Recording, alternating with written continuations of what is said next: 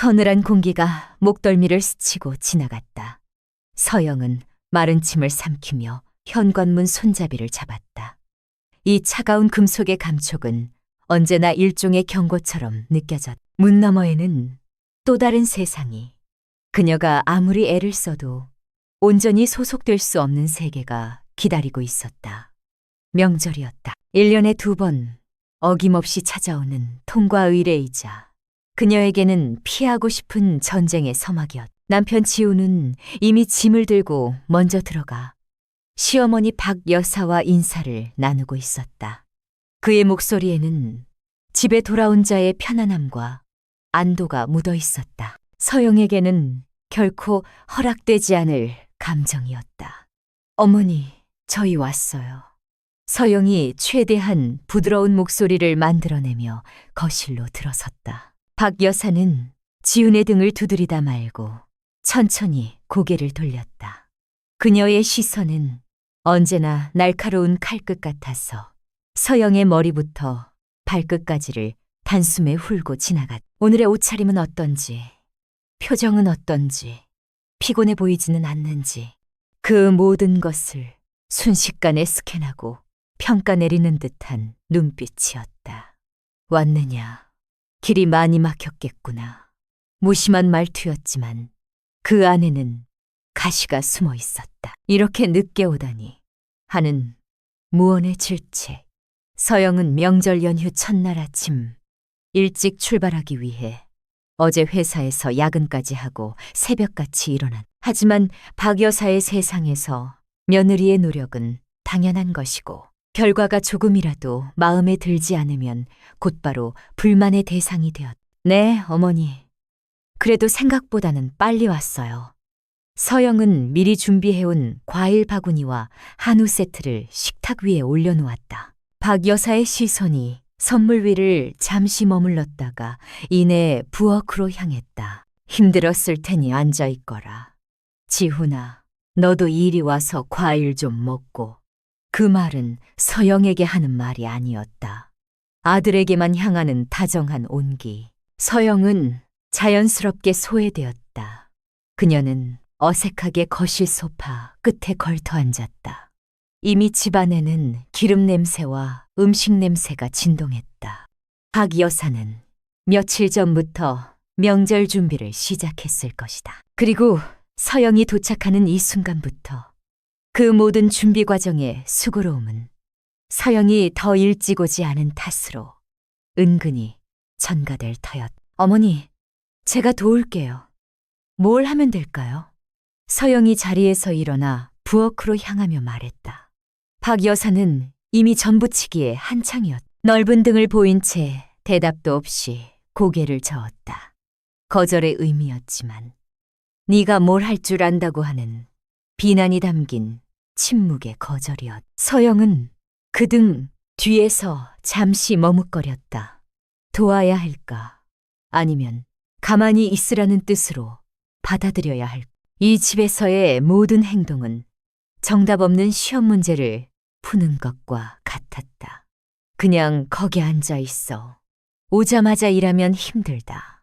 지훈이 눈치 없이 과일을 집어먹으며 말했다. 서영은 남편을 향해 희미하게 웃어 보였지만 속은 타들어갔다.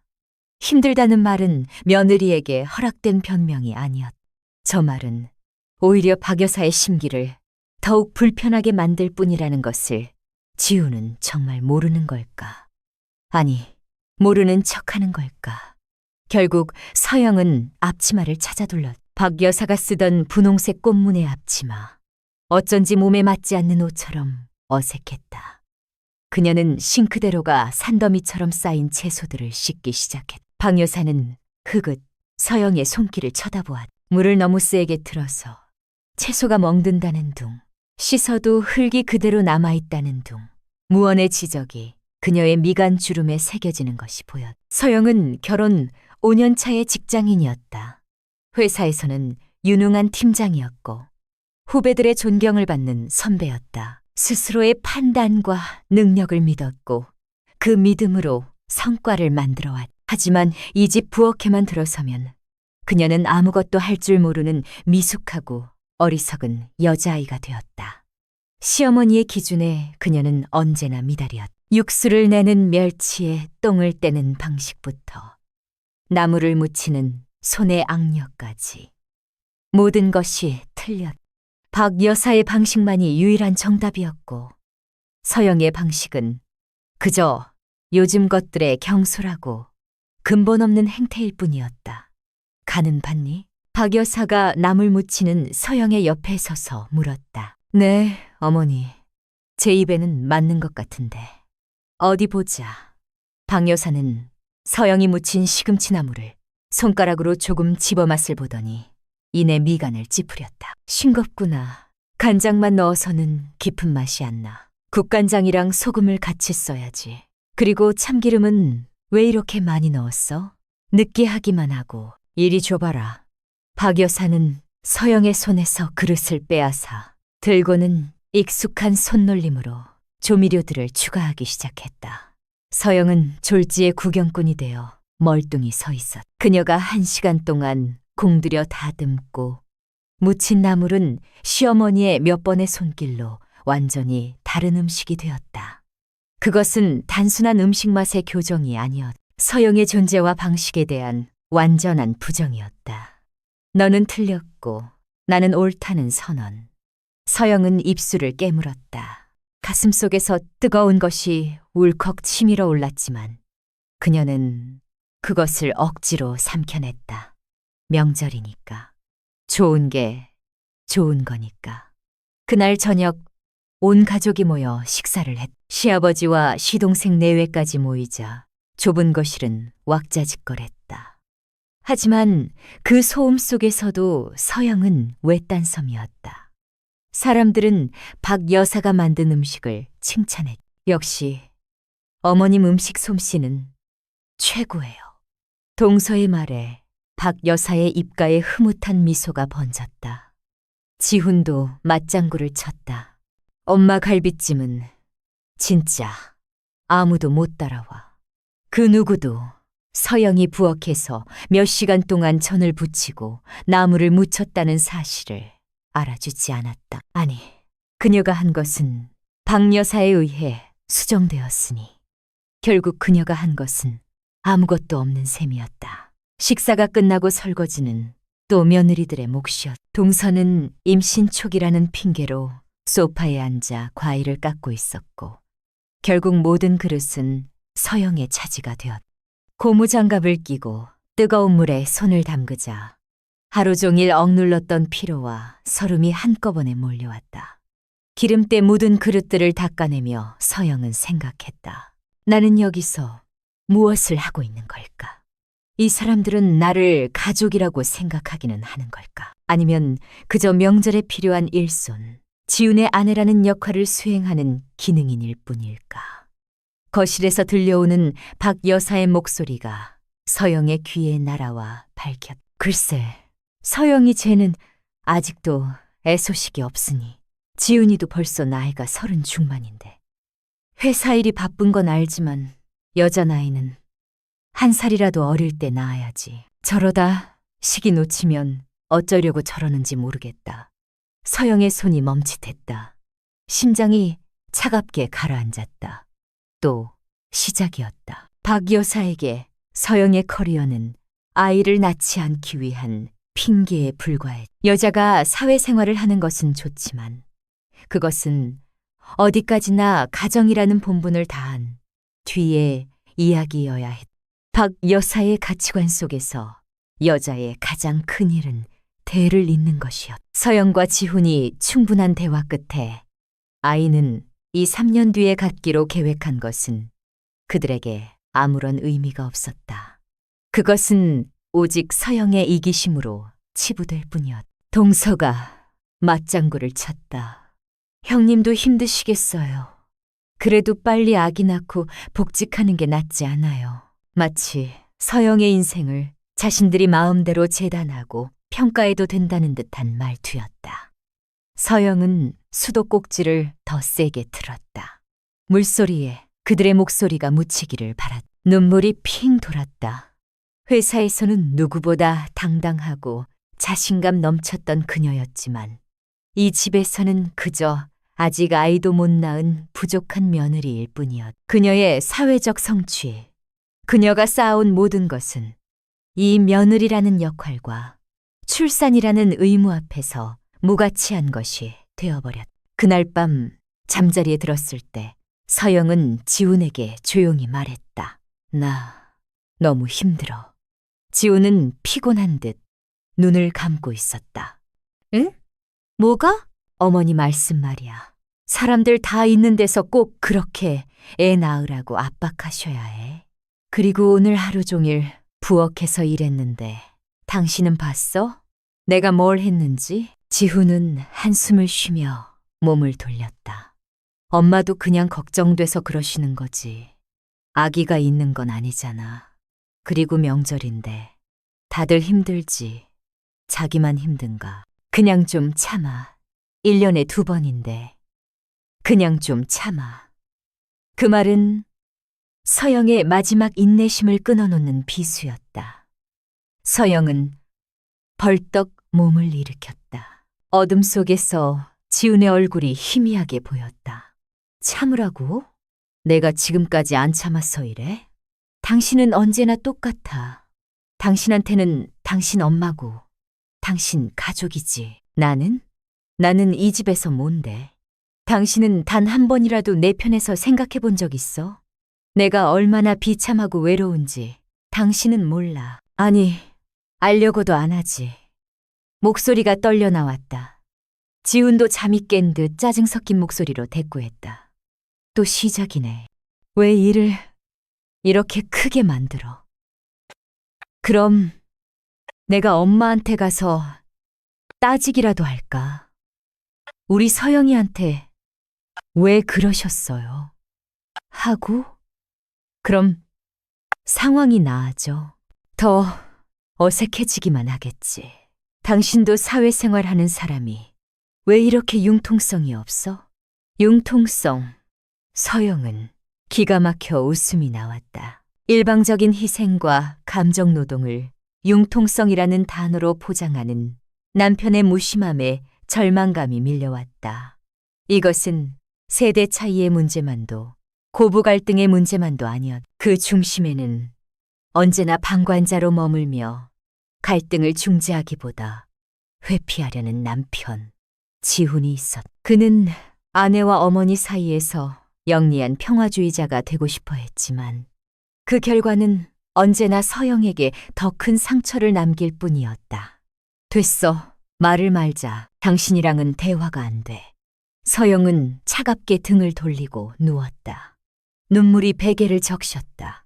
이 결혼은 과연 옳은 선택이었을까? 사랑만으로 모든 것을 극복할 수 있다고 믿었던 과거의 자신이 어리석게 느껴졌다. 결혼은 사랑하는 남자와 가정을 꾸리는 것인 줄 알았는데 실상은 그의 역사와 그의 세계에 일방적으로 편입되어 나 자신을 지워나가는 과정일지도 모른다는 끔찍한 생각이 들었다. 다음 날 아침 서영은 퉁퉁 부은 눈으로 일어났다. 박 여사는 이미 아침 식사를 준비하고 있었다. 서영을 보자마자 한마디 툭 던졌다. 어제 잠 설쳤나 보구나. 얼굴이 왜 그러니? 젊은 애가 벌써부터 잠귀가 어두워서였으나.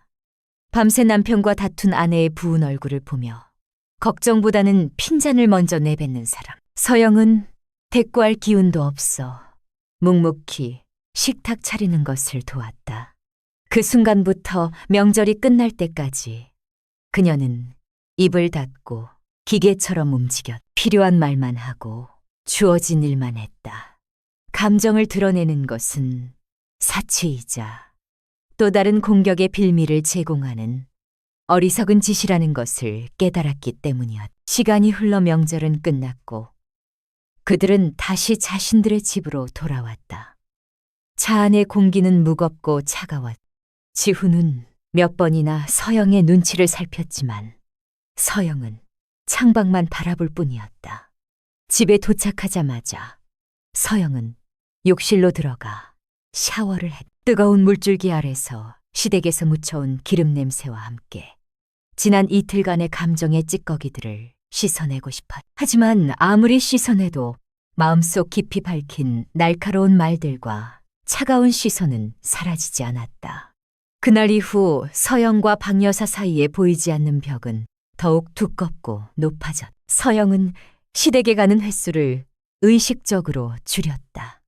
회사 일을 핑계댔고 주말 약속을 만들었다. 박 여사는 그런 서영의 변화를 귀신같이 알아챘다. 지훈에게 전화를 걸어 서영에 대한 불만을 토로하는 횟수가 잦아졌다. 요즘 네 처는 얼굴 보기 참 힘들구나. 시부모가 어떻게 지내는지 궁금하지도 않나 봐. 회사 일이 바쁘면 전화 한 통이라도 할 수 있는 거 아니니?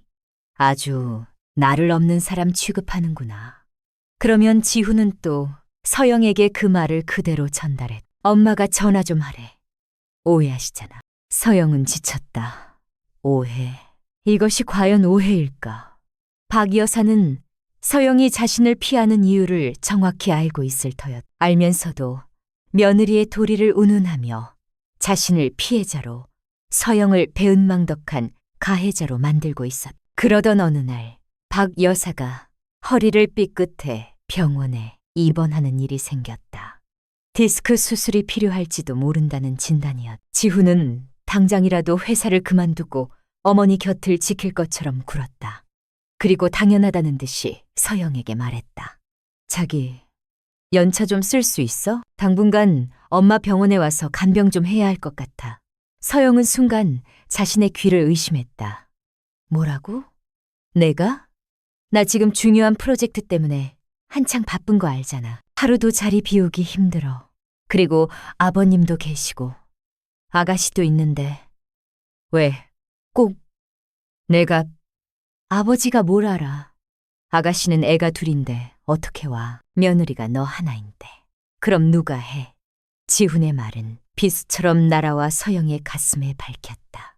며느리가 너 하나인. 그래, 이럴 때 필요한 며느리.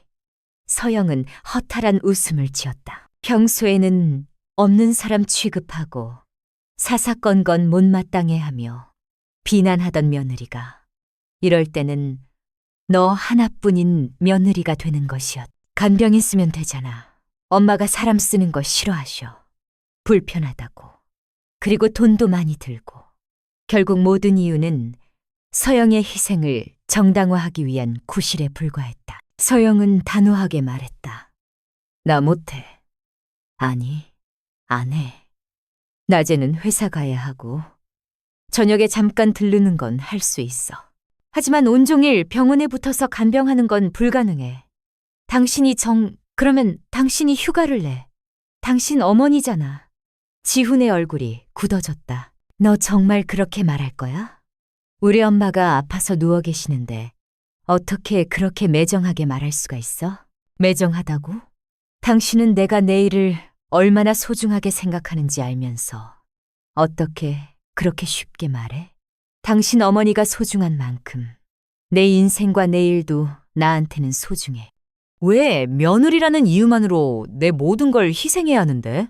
두 사람의 언성은 높아졌고 결국 큰 싸움으로 번졌다. 지훈은 서영에게 이기적이다. 가족도 아니다. 라며 쏘아붙였고 서영은 당신이야말로 아내를 존중하지 않는 이기적인 사람이라며 맞섰다. 그날 밤 지훈은 집을 나가버렸다. 서영은 텅 빈 집에서 혼자 밤을 새웠다. 이 결혼을 계속 유지할 수 있을까? 처음으로 이혼이라는 단어가 머릿속을 스쳤다. 다음 날 서영은 무거운 마음으로 회사에 출근했다. 하루 종일 일이 손에 잡히지 않았다. 결국 퇴근 후 그녀는 무거운 발걸음을 이끌고 박 여사가 입원한 병원으로 향했다. 지훈에게 연락은 없었다. 아마 본가에가 있으리라. 병실 문을 열자 시아버지와 지훈이 침대 곁을 지키고 있었다. 박 여사는 링거를 맞으며 누워 있었다. 서영을 보자 박 여사의 얼굴에 노골적인 실망감과 원망이 스쳐 지나갔다. 왔구나. 차가운 한마디였다. 서영은 고개를 숙였다. 어머니, 괜찮으세요? 죽기야 하겠니. 자식 새끼 다 소용없고 며느리는 더 소용없다는 거 뼈저리게 느끼는 중이다. 가시 돋친 말이었다. 지훈이 어제 싸운 이야기를 다 한 모양이었다. 지훈은 서영을 쳐다보지도 않았다. 서영은 그 자리에서 도망치고 싶었다. 하지만 그럴 수 없었다. 그녀는 조용히 과일 바구니를 내려놓고 물수건을 적셔 박 여사의 이마와 팔다리를 닦아주기 시작했다. 박 여사는 처음에는 몸을 비틀며 거부했지만 이내 서영의 손길을 묵묵히 받아들였다. 그날부터 서영의 이중 생활이 시작되었다. 낮에는 회사에서 치열하게 일하고 밤에는 병원으로 출근했다. 지훈은 며칠 뒤 집으로 돌아왔지만 두 사람 사이에는 냉기가 흘렀다. 그들은 필요한 말 외에는 하지 않았다. 서영은 묵묵히 자신이 할 수 있는 최선을 다했다. 박 여사의 식사를 챙기고 잠자리를 돌보고 말동무가 되어주었다. 물론 박 여사는 여전히 차가웠다. 고맙다는 말 한마디 없었고 서영의 행동 하나하나를 못마땅한 눈으로 지켜볼 뿐이었다. 일하는 애가 손이 왜 이렇게 거치니? 쯧쯧. 수건은 그렇게 짜는 게 아니야. 물이 다 흐르잖니. 끝없는 지적 속에서 서영은 아무런 대꾸도 하지 않았다. 그저 기계처럼 움직였다. 감정을 섞는 순간 무너져 내릴 것 같았기 때문이었다. 이것은 사랑이나 의무가 아니었다. 이 지긋지긋한 관계를 끝내기 전 스스로에게 부끄럽지 않기 위한 마지막 몸부림 같은 것이었다. 그러던 어느 날 밤 시아버지와 지훈이 자리를 비우고 병실에는 서영과 박 여사 단둘만 남게 되었다. 박 여사는 통증 때문인지 밤새 잠을 이루지 못하고 뒤척였다. 서영은 잠든 척했지만 그녀의 작은 신음소리 하나하나에 신경이 곤두섰다. 새벽녘 박 여사가 희미한 목소리로 서영을 불렀다. 얘야.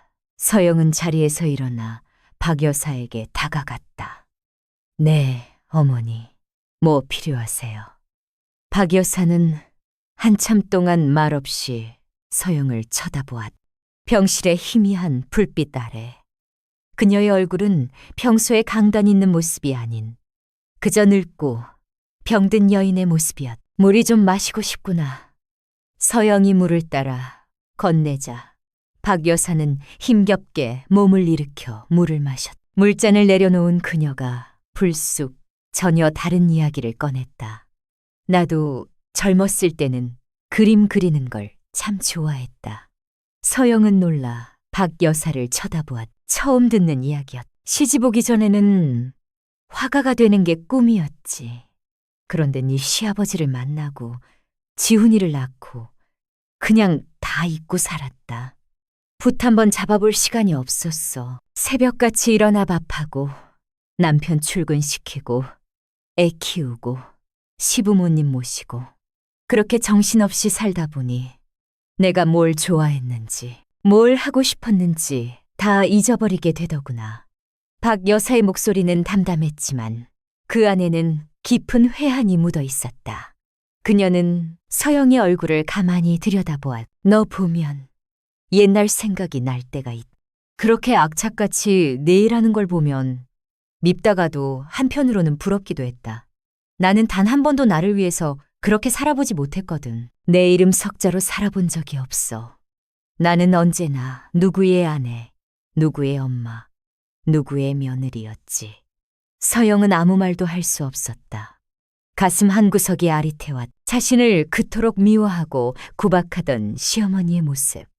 뒤에 꿈을 포기하고 자신을 희생하며 살아온 한 여인의 초상이 겹쳐 보였다. 박 여사가 서영을 미워했던 이유는 어쩌면 서영이 자신이 갖지 못한 삶, 자신이 포기해야만 했던 삶을 살고 있었기 때문은 아니었을. 자신과는 다른 방식으로 꿋꿋하게 제 인생을 살아가는 며느리의 모습에서 자신의 희생적인 삶이 부정당하는 듯한 위기감과 질투를 느꼈던 것은 아니었을. 내가 너한테 모질게 대한 거 안다.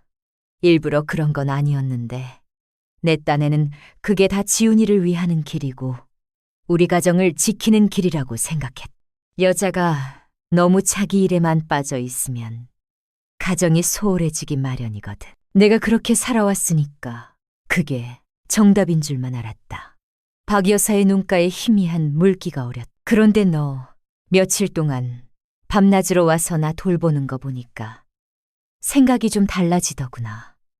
너도 네 방식대로 애쓰고 있었던 거구나. 나한테 잘 보이려고 억지로 하는 게 아니라 그냥 그게 너라는 사람이구나. 그것은 사과가 아니었다. 하지만 서영에게는 그 어떤 사과보다 더 깊은 울림을 주었다.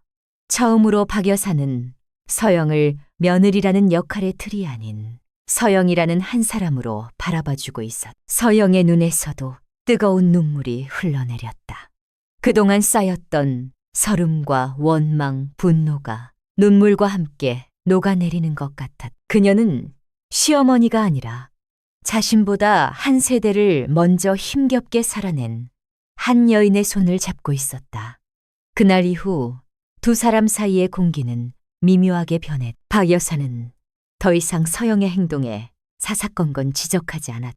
대신 가끔씩 힘들지 않니? 라고 물어봐 주었다. 서영 역시 박 여사를 대하는 태도가 조금 부드러워졌다. 퇴근길에 박 여사가 좋아할 만한 빵을 사가기도 하고 그녀가 지루해할까봐 잡지를 가져다 주기도 했다. 지훈은 두 사람의 변화를 어리둥절한 눈으로 바라보았다. 그는 어머니와 아내가 왜 그렇게 서로를 미워했는지도 이제 와서 왜 갑자기 부드러워졌는지도 온전히 이해하지 못했다. 그는 그저 두 사람 사이의 폭풍이 잦아든 것에 안도할 뿐이었다. 몇 주 뒤 박 여사는 무사히 퇴원했다. 집으로 돌아온 박 여사는 예전과는 확실히 달라져 있었다. 물론 하루아침에 모든 것이 변한 것은 아니었다. 그녀는 여전히 잔소리가 많았고 서영이 사온 반찬보다는 자신이 만든 음식을 더 신뢰했다. 하지만 그 표현 방식이 달라졌다. 예전에는 이런 걸 돈 주고 사 먹니? 라고 비난했다면 이제는 다음에는 그냥 내가 해줄 테니 사오지 마라. 돈 아깝다. 라고 말했다. 그 미묘한 차이를 서영은 알아챌 수 있었다. 어느 주말 서영과 지훈이 시댁에 들렀을 때였다. 서영은 여느 때처럼 부엌으로 들어가 과일을 씻고 있었다. 그때 박 여사가 조용히 다가와 서영의 손에 작은 꾸러미를 쥐어주었다. 이게 뭐예요, 어머니? 한약이다. 네가 요즘 부쩍 피곤해 보여서 몸보신 좀 하라고 지었다. 꼬박꼬박 챙겨 먹어라.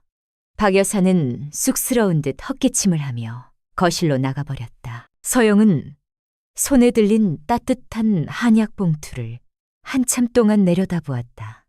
아이, 가지라는 압박이 담긴 한약이 아니었다. 그것은 순수하게 며느리의 건강을 걱정하는 시어머니의 마음이었다. 서영은 저도 모르게 입가에 미소를 지었다. 저녁 식사를 마치고 집으로 돌아갈 채비를 할 때였다. 박 여사가 창고에서 먼지 쌓인 낡은 이젤과 스케치북을 꺼내왔다. 그리고는 거실 한쪽에 그것을 세워두었다. 오랜만에 다시 한번 그려볼까 한다. 하도 오래 손을 놔서 잘 될지 모르겠지만 그 모습을 본 시아버지가 놀란 눈으로 물었다. 아니, 당신 저걸 아직도 갖고 있었어. 지훈도 신기한 듯 쳐다보았다. 박 여사는 아무렇지 않은 척 대답해. 버리긴 왜 버려. 다 내 청춘인데. 그녀는 그 말을 하며 슬쩍 서영을 쳐다보았다. 두 사람의 시선이 허공에서 짧게 마주쳤다. 그 눈빛 속에는 말로 다 할 수 없는 수많은 감정들이 오고 갔다. 이해와 용서, 그리고 연대감 같은 것들. 집으로 돌아오는 차 안에서 서영은 지훈에게 말했다. 다음 주말에 어머니 모시고 화방에 가야겠어. 물감이랑 붓 새로 사드려야지. 지훈은 아내의 얼굴을 보았다. 그 어느 때보다 편안하고 부드러운 표정이었다. 그는 아내와 어머니 사이의 길고 긴 전쟁이 드디어 끝났음을 직감했다. 그 전쟁의 끝이 완전한 파국이 아닌 새로운 시작이라는 사실에 그는 가슴 깊이 안도했다. 그 후로도 서영과 박 여사는 종종 부딪혔다. 살아온 시대가 다르고 가치관이 다른 두 사람이 완벽하게 하나가 될 수는 없는 노릇이었다. 서영은 여전히 시댁에 가는 것이 마냥 편하지만은 않았고, 박 여사는 여전히 요즘 것들의 방식이 마음에 들지 않을 때가 있었다. 하지만 이제 두 사람은 서로를 향해 나를 세우지 않았다. 대신 서로의 다름을 인정하고 그 간격을 존중하려 애썼다. 서영은 더 이상 시어머니의 인정을 받기 위해 애쓰지 않았다. 그녀는 그녀 자신으로, 박 여사는 박 여사 자신으로 존재하며 서로의 삶을 지켜봐 주었다. 박 여사는 며느리가 회사에서 중요한 발표를 앞두고 있을 때면 너무 무리하지는 말라는 짧은 문자를 보내왔다. 서영은 박 여사가 새로 그린 그림을 액자에 넣어 거실에 걸어두었다. 서툰 솜씨로 그린 풍경화였지만 서영의 눈에는 세상 그 어떤 명화보다 아름다워 보였다. 시간이 더 흘러 서영은 아이를 가졌다. 박 여사는 그 누구보다 기뻐했지만 예전처럼 서영의 삶에 간섭하려 들지는 않았다.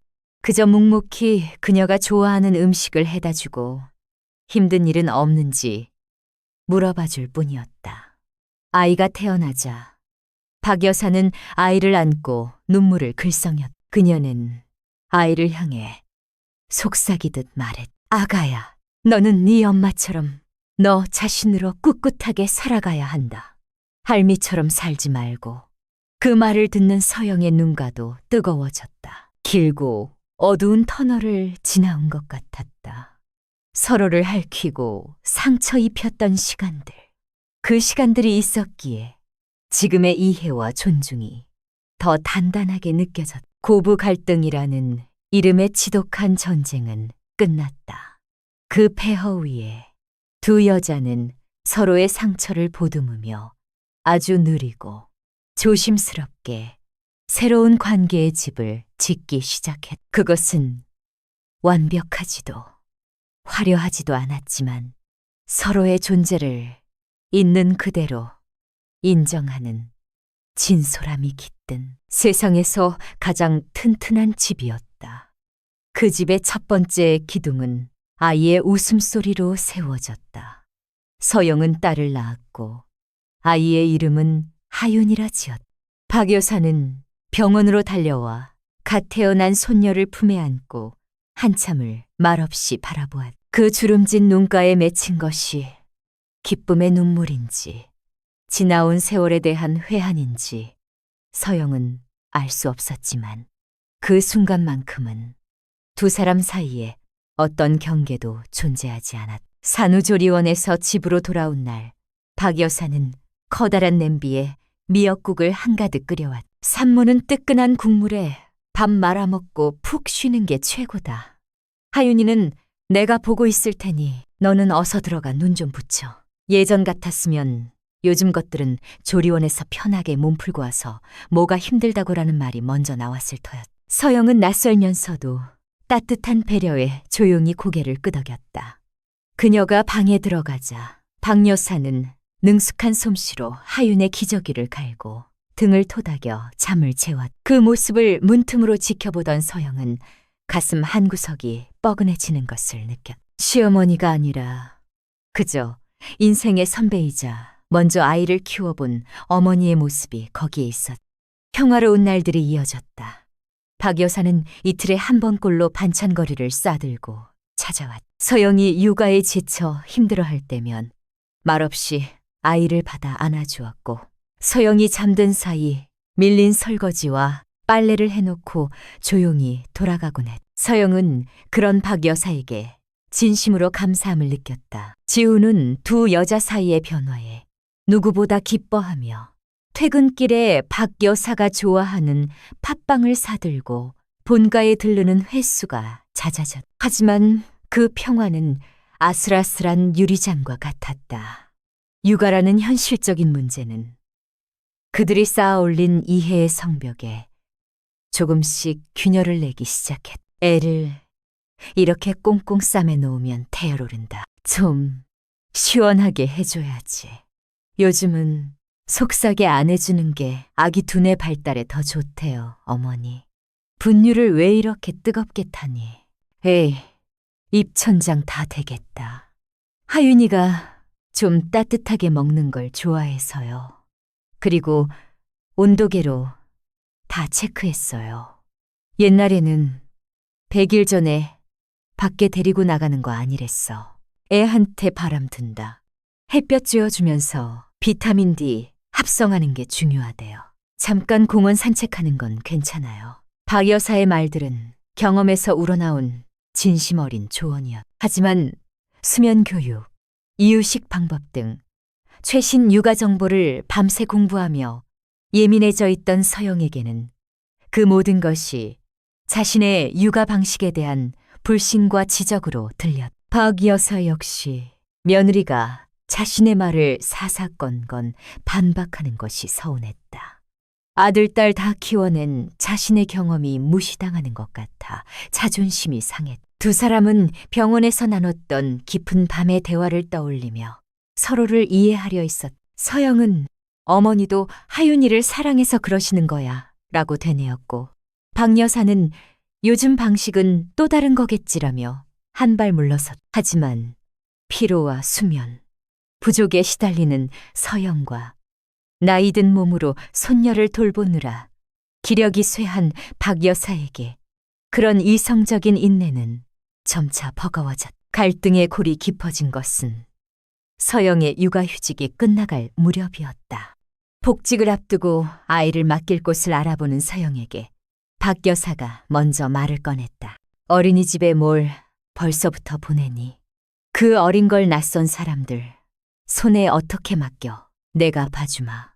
서영과 지훈에게는 가뭄의 단비 같은 제안이었다. 믿을 수 있는 가족이 아이를 돌봐준다는 것만큼 든든한 일은 없었다. 서영은 몇 번이고 고맙다고 인사했고, 박 여사는 내 손주 내가 보는데 뭐가 고맙냐며 손을 내젓. 그렇게 서영이 복직과 함께 박 여사와의 새로운 동거 아닌 동거가 시작되었다. 박 여사는 아침 일찍 서영의 집으로 와 하윤을 돌보고 서영이 퇴근하면 집으로 돌아갔다.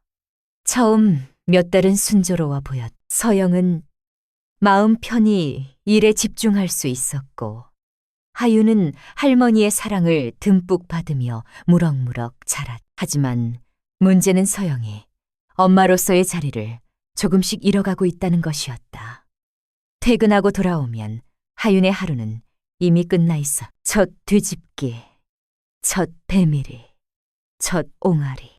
그 모든 감격적인 순간을 목격한 사람은 서영이 아니라 박 여사였다. 박 여사는 그날 있었던 일들을 신이 나서 이야기했지만 서영은 웃으면서도 가슴 한구석이 텅 비는 듯한 상실감을 느껴야 했다. 하윤이 아플 때면 문제는 더 심각해졌다. 열이 조금만 올라도 병원으로 달려가려는 서영과 애들은 다 아프면서 크는 거다.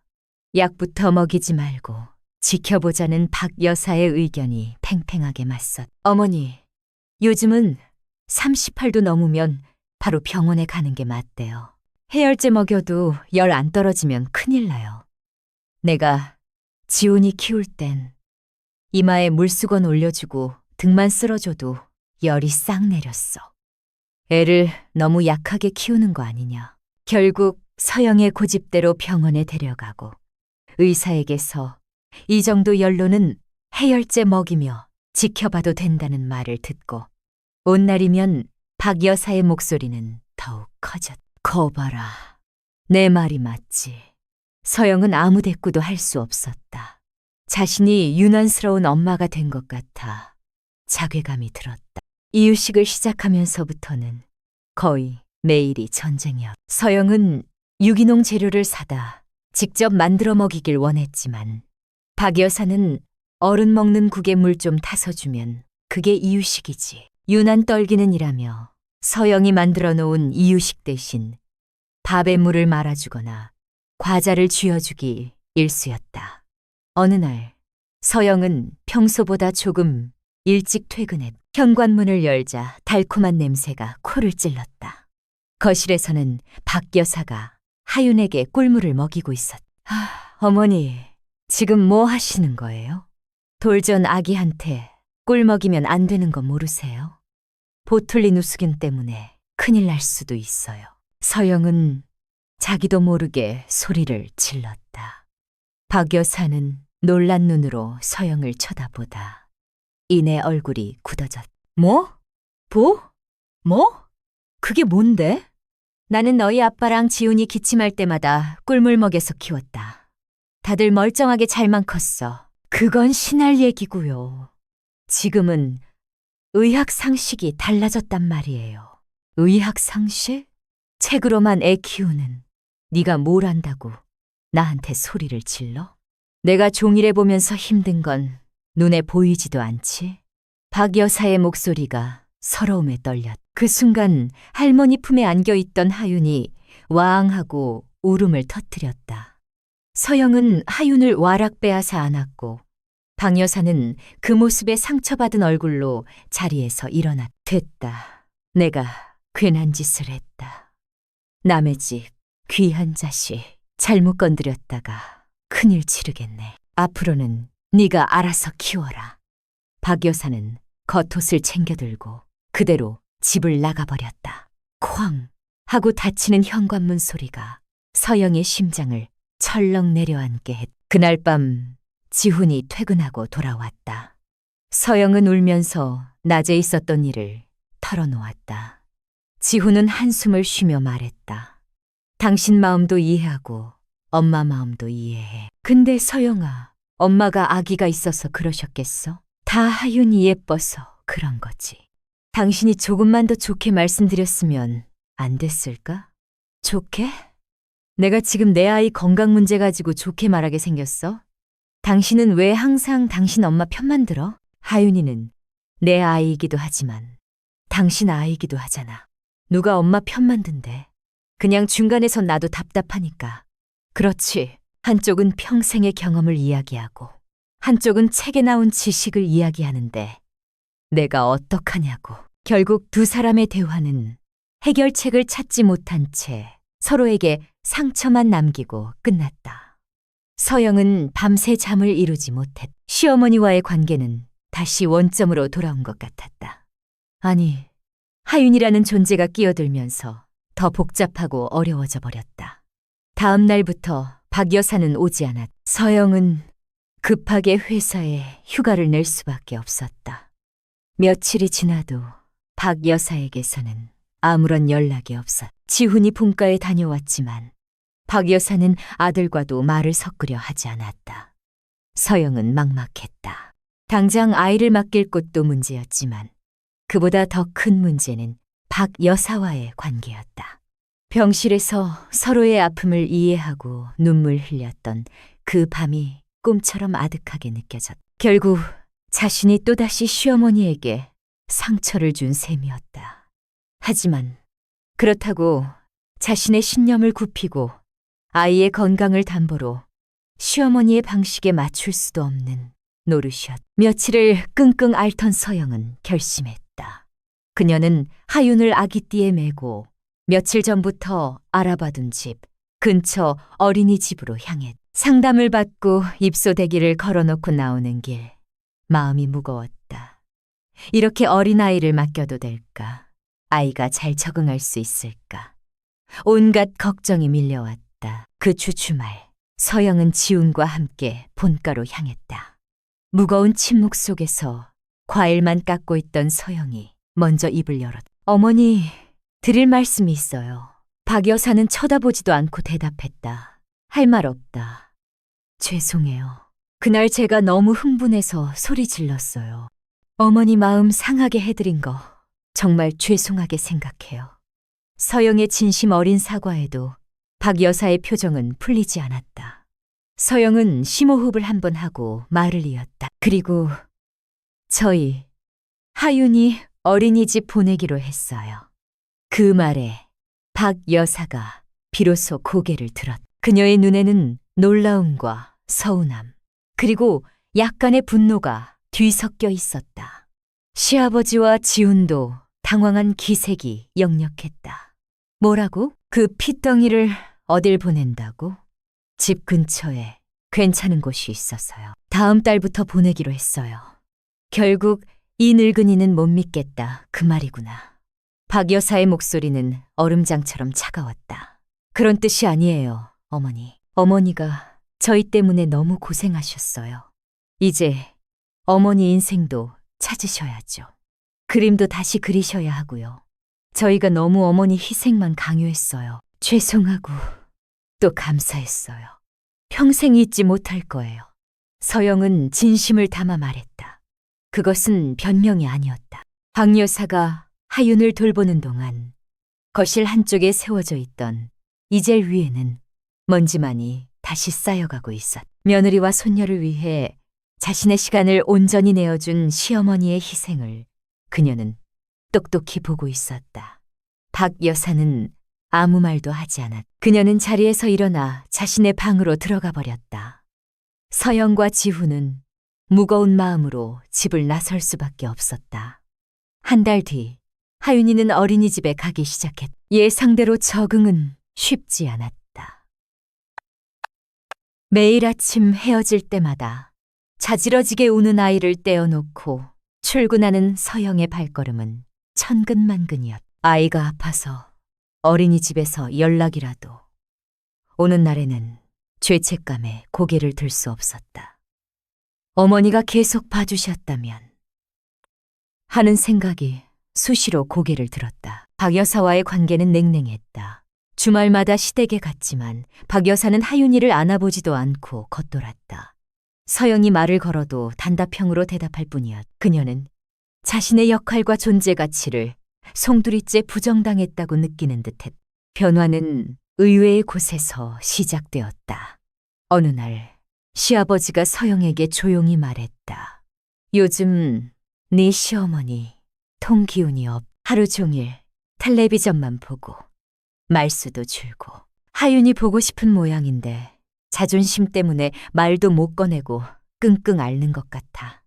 그 말을 들은 서영의 마음이 복잡해졌다. 다음 날 서영은 퇴근길에 박 여사가 좋아하던 빵집에 들러 빵을 한 나름 샀다.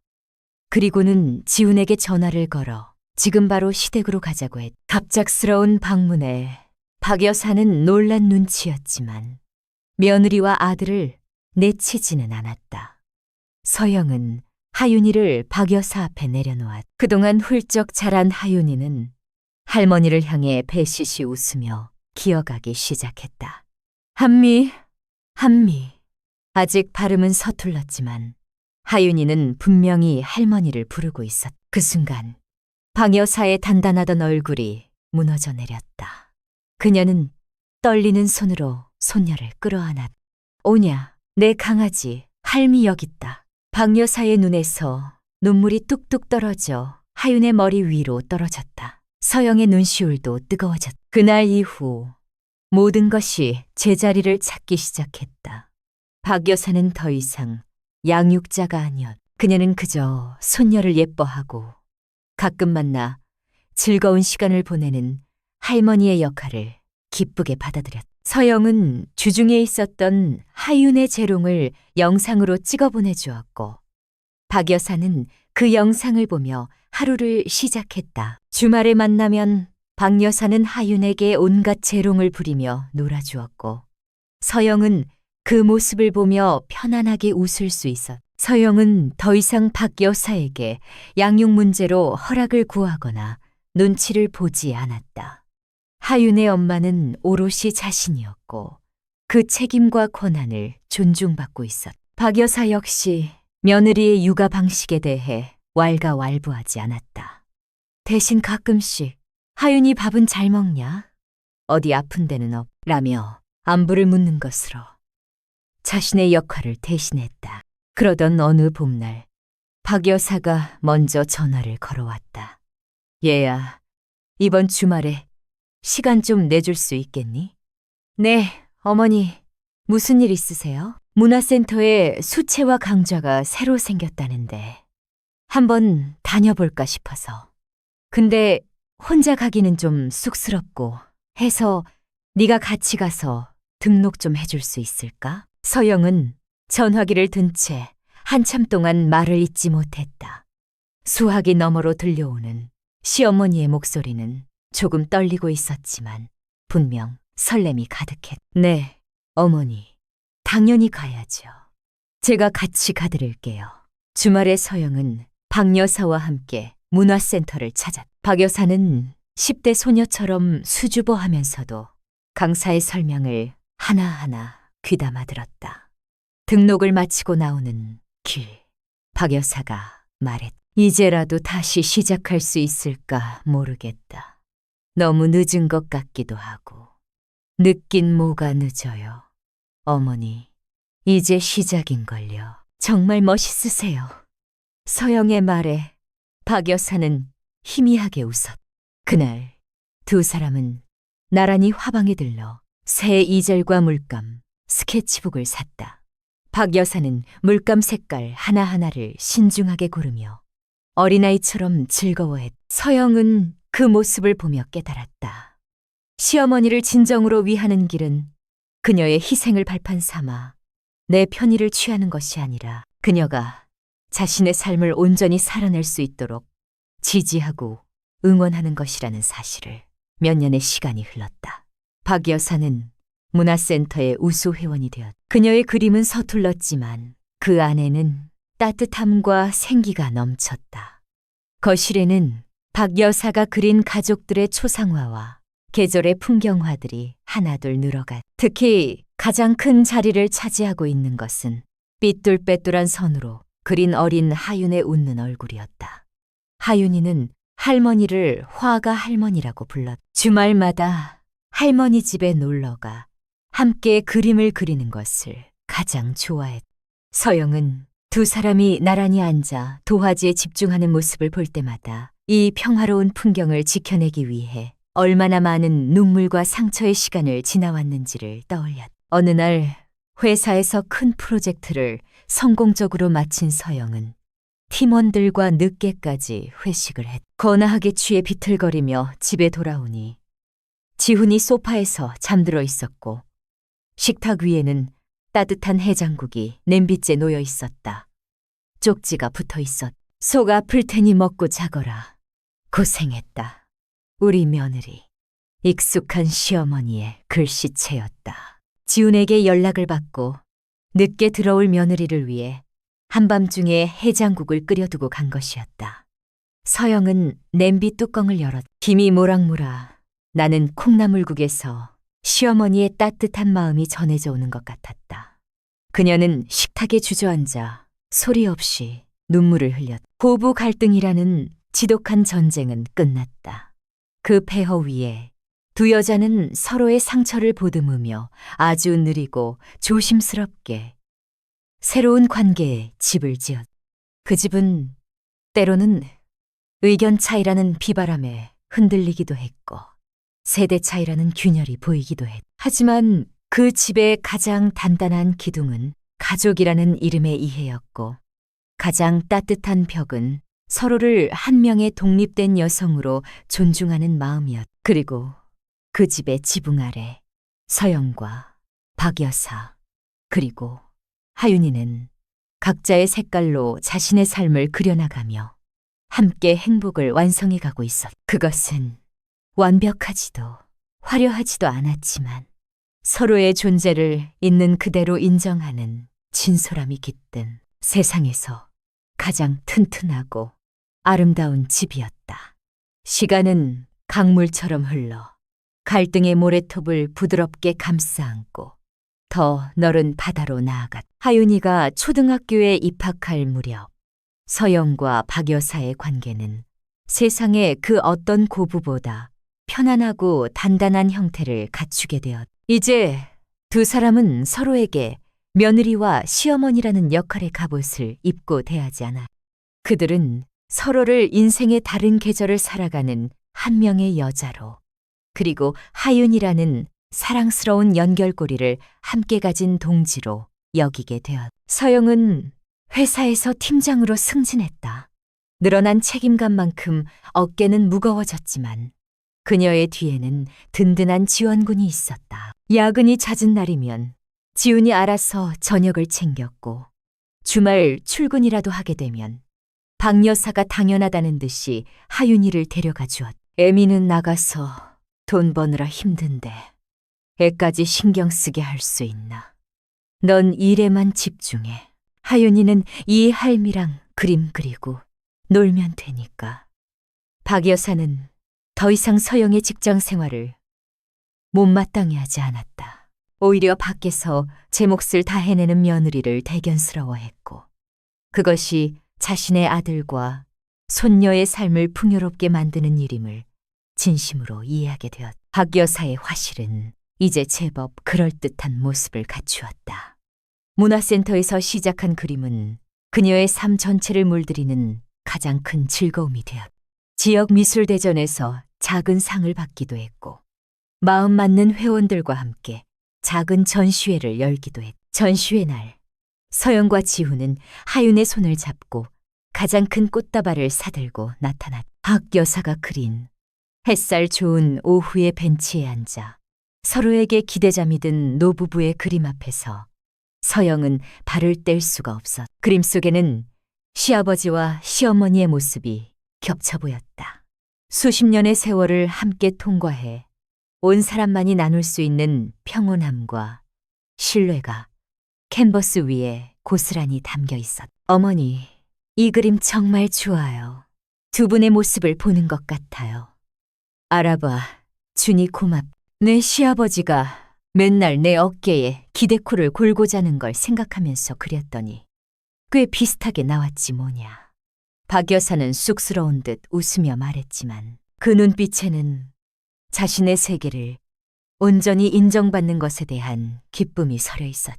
시아버지는 아내의 그림 옆에서 허허 웃으며 저 영감탱이보다 내가 훨씬 잘생겼는데 화가가 실물을 영 못 담아내네 라며 농담을 던져 그 모습을 보던 가족들은 모두 한바탕 크게 웃었다.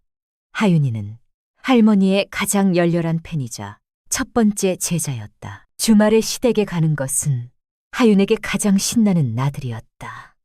할머니의 화실에서 함께 물감을 짜고 붓을 씻으며 두 사람은 종일 제잘거렸다. 하윤이는 삐뚤빼뚤한 선으로 가족의 얼굴을 그렸고, 박 여사는 그런 손녀의 그림에 꼼꼼하게 배경을 칠해주며 하나의 작품을 완성시켰다. 할머니와 손녀가 함께 그린 그림들은 거실 벽을 가득 채우며 그 집의 역사가 되어갔다. 지훈은 그 모든 변화의 중심에서 묵묵히 자신의 자리를 지켰다. 그는 더 이상 어머니와 아내 사이에서 힘겨워하는 남자가 아니었다. 그는 두 여자가 각자의 힘으로 단단한 관계를 만들어가는 과정을 지켜보며 자신이 할 일은 그들을 믿고 지지하는 것임을 깨달았다. 아내의 고충을 들어주고 어머니의 안부를 살피고 딸의 성장을 함께 기뻐하는 것. 그 평범한 일상 속에서 그는 가장으로서의 진정한 역할을 배우고 있었다. 그렇게 모든 것이 완벽한 궤도를 찾아 순항하는 것 같던 어느 가을 저녁, 예고 없는 폭풍이 그들의 삶을 덮쳤다. 그날은 시아버지의 칠순 생신이었다. 온 가족이 외식을 하고 집으로 돌아와 케이크에 촛불을 붙였다. 하윤이가 고사리 손으로 할아버지의 선물을 내밀자 시아버지는 한박 웃음을 지으며 손녀를 끌어안았다. 우리 강아지, 하랩이 선물도 챙길 줄 알고 다 컸네. 고맙다, 고마워. 그렇게 말하며 자리에서 일어나려던 시아버지가 갑자기 하는 짧은 신음과 함께 그대로 소파 위로 쓰러졌다. 손에 들고 있던 하윤의 선물이 바닥으로 떨어졌다. 쨍그랑 하고 유리가 깨지는 듯한 소리와 함께 가족들의 웃음소리가 순간 얼어붙었다. 여보, 여보, 왜 그래요? 박 여사의 비명에 가까운 외침을 시작으로 집안은 아수라장이 되었다. 지우는 떨리는 손으로 119에 전화를 걸었고 서영은 하윤의 눈을 가리고 아이를 방으로 데리고 들어갔다. 구급차가 도착하기까지의 몇 분이 몇 시간처럼 느껴졌다. 시아버지는 의식이 없었고 얼굴은 창백하게 질려 있었다. 응급실의 차가운 공기는 희망을 삼켰다. 수많은 검사가 이어지는 동안 박 여사는 넋이 나간 사람처럼 복도 의자에 주저앉아 있었다. 서영은 그런 시어머니의 곁을 지키며 차가워진 손을 계속 주물렀다. 지훈은 의사와 면담을 하고 각종 서류에 서명을 하느라 정신이 없었다. 몇 시간 뒤 의사는 급성 뇌경색이라는 진단을 내렸다. 다행히 병원에 빨리 도착해 목숨은 건졌지만 오른쪽 편마비와 언어장애가 남을 가능성이 높다는 절망적인 이야기가 뒤따랐다. 그날부터 가족의 일상은 송두리째 무너졌다.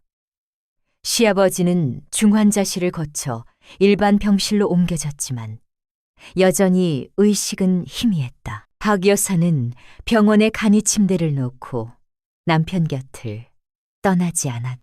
며칠 만에 그녀의 얼굴은 헬쑥해지고 늘 단정하던 모습은 온데간데 없었다. 서영과 지훈은 번갈아 회사를 조퇴하고 병원으로 달려왔다. 하윤이는 친정에 잠시 맡겨졌다. 웃음소리가 가득했던 집에는 무거운 침묵과 소독약 냄새만이 남았다.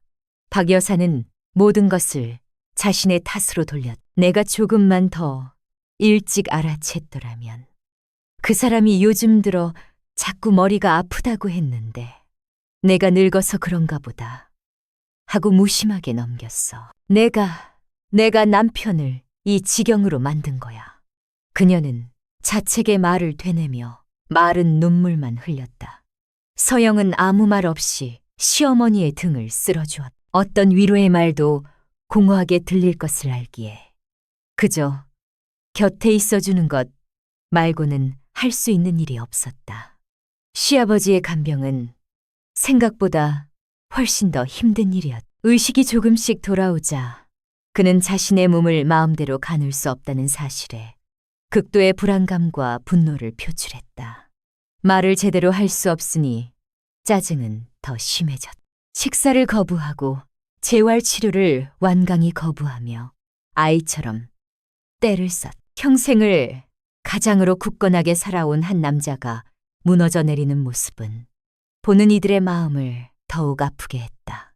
그 모든 수발을 박 여사가 혼자 감당했다. 서영과 지훈이 교대를 해주겠다고 해도 너희는 너희 인생 살아라.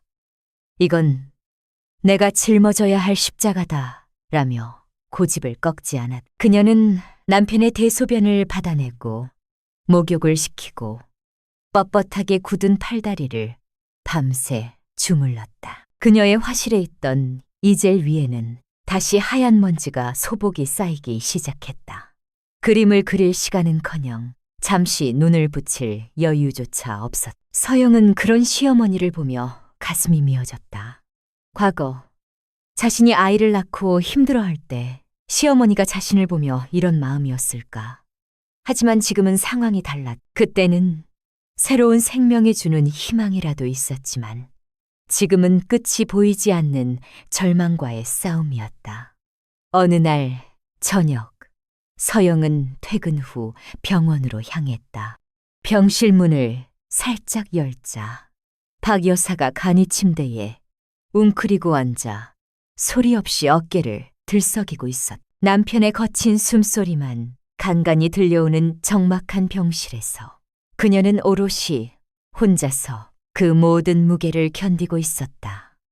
그 순간 서영은 결심했다. 더 이상 시어머니를 혼자 두어서는 안 되겠다고. 서영은 조용히 안으로 들어가 박 여사의 옆에 앉았다. 그리고는 아무 말 없이 그녀의 등을 토닥였다. 한참을 울던 박 여사가 갈라진 목소리로 입을 열었다. 서영아, 나 너무 무섭다. 이 사람이 영영 이렇게 일어나지 못할까 봐. 나 혼자 남겨질까봐 너무 무서워. 그것은 강인한 시어머니 박 여사가 아닌 한평생을 함께한 동반자를 잃을지도 모른다는 공포에 떠는 아내의 목소리였다. 어머니, 혼자가 아니에요. 저희가 있잖아요. 지훈 씨도 있고, 저도 있고, 하윤이도 있어요. 아버님, 꼭 다시 일어나실 거예요. 저희가 그렇게 만들 거예요. 그러니까 어머니, 제발 혼자 다 짊어지려고 하지 마세요. 서영은 박 여사의 손을 꼭 잡았다. 그 온기가 전해졌을까. 박 여사는 서영의 어깨에 기대 아이처럼 한참을 더 울었다. 그날 이후 서영은 좀 더 적극적으로 행동하기 시작했다. 그녀는 회사에 단기 육아휴직 대신 가족 돌봄 휴가를 신청했다.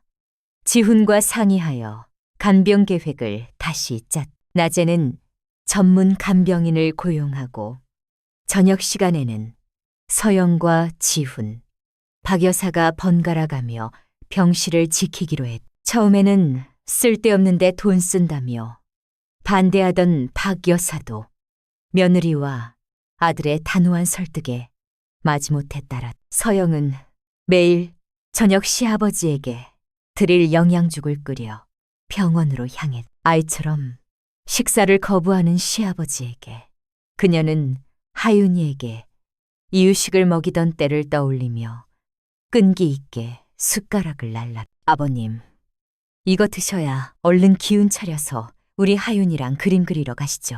하윤이가 할아버지 그림 보고 싶다고 매일 노래를 불러요. 아이 이야기를 꺼내면 시아버지는 마지못해 입을 벌리곤 했다. 박 여사에게는 억지로라도 휴식 시간을 주었다. 어머니, 오늘은 집에 가서 좀 주무세요. 화실에 가서 그림도 좀 보시고요. 제가 아버님 옆에 있을게요. 서영은 박 여사를 거의 등 떠밀다시피 집으로 보냈다. 처음에는 불안해하던 박 여사도 며느리가 자신보다 더 살뜰하게 남편을 챙기는 모습을 보며 조금씩 마음을 놓기 시작했다. 집으로 돌아온 박 여사는 먼지 쌓인 이젤 앞에 멍하니 서 있었다. 붓을 잡아본 지가 언제인지 기억조차 아득했다. 그녀는 무기력하게 스케치북을 넘겼다. 그 안에는 행복했던 시절의 풍경들이 가득했다. 손녀의 웃는 얼굴, 공원 벤치에 앉은 남편의 뒷모습, 가족들이 함께 모여 식사하던 날의 풍경. 그림을 한 장 한 장 넘길 때마다 눈물이 툭툭 떨어져 종이를 적셨다. 이 모든 것을 다시 되찾을 수 있을까? 변화는 아주 더디게 찾아왔다. 시아버지가 재활치료에 조금씩 협조하기 시작했다. 처음에는 물리치료사의 도움으로 겨우 침대에 걸터앉는 것조차 힘들어했지만 하루하루 근력이 붙기 시작해. 어느 날 서영이 깎아준 사과를 받아먹던 시아버지가 어눌한 발음으로 한마디를 내뱉었다. 다. 그 한마디에 병실에 있던 모든 사람들이 숨을 죽였다. 박 여사는 남편의 손을 잡고 오열했고 서영과 지훈도 서로를 부둥켜 안고 눈물을 흘렸다. 그것은 기나긴 어둠의 터널 끝에서 비쳐오는 한 줄기 빛과 같았다. 그날 이후 시아버지는 놀라운 속도로 회복하기 시작했다.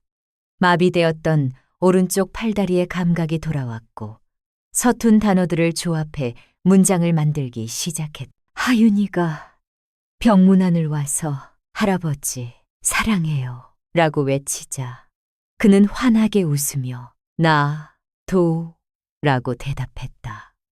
가족들은 다시 웃음을 찾기 시작했다. 박 여사는 남편의 재활을 도우며 틈틈이 작은 스케치북에 그림을 그리기 시작했다. 남편의 잠든 얼굴, 창가에 놓인 작은 화분, 병문 안 온 손녀의 모습을 빠르게 크로키했다. 그녀의 그림에는 더 이상 화려한 색채는 없었지만 역경 속에서도 희망을 놓지 않는 강인한 생명력이 느껴졌다.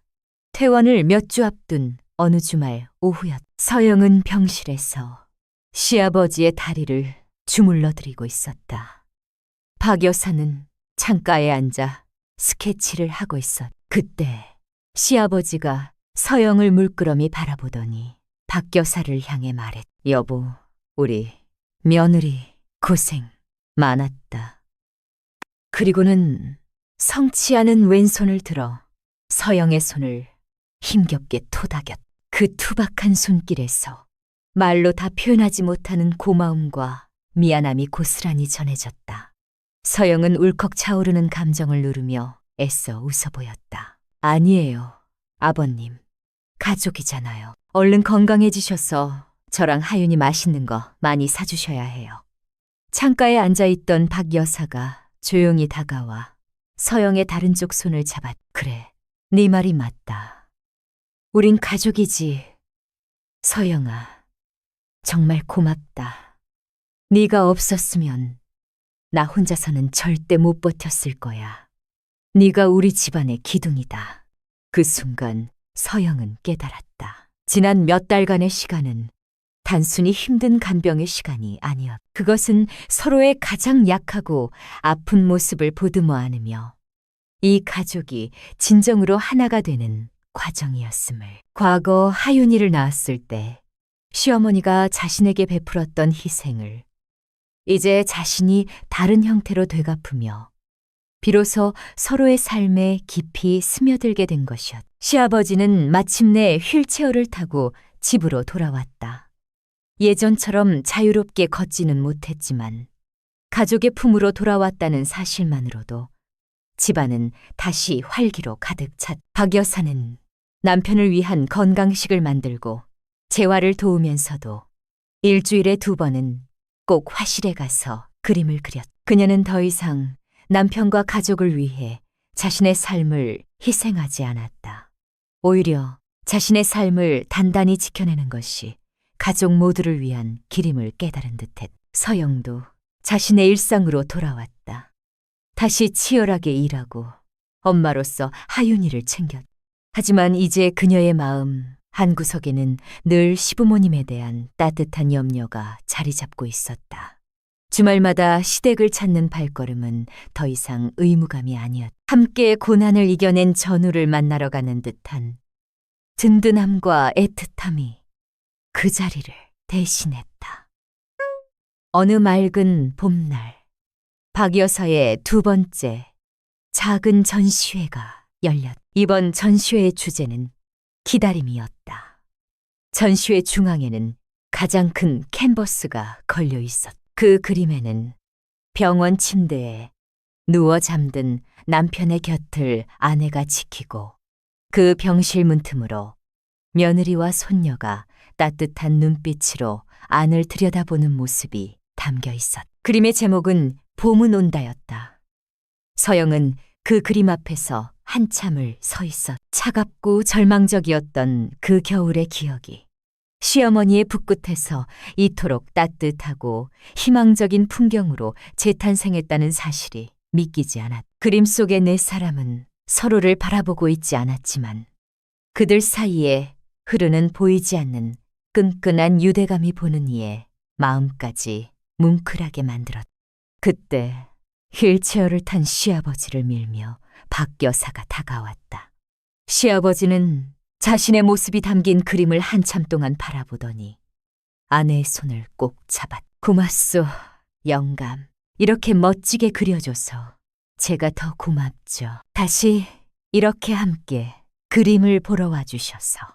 두 노부부의 대화를 지켜보던 서영의 눈에 조용히 눈물이 고였다. 전시회를 보고 나오는 길, 박 여사가 서영에게 작은 액자를 건넸다.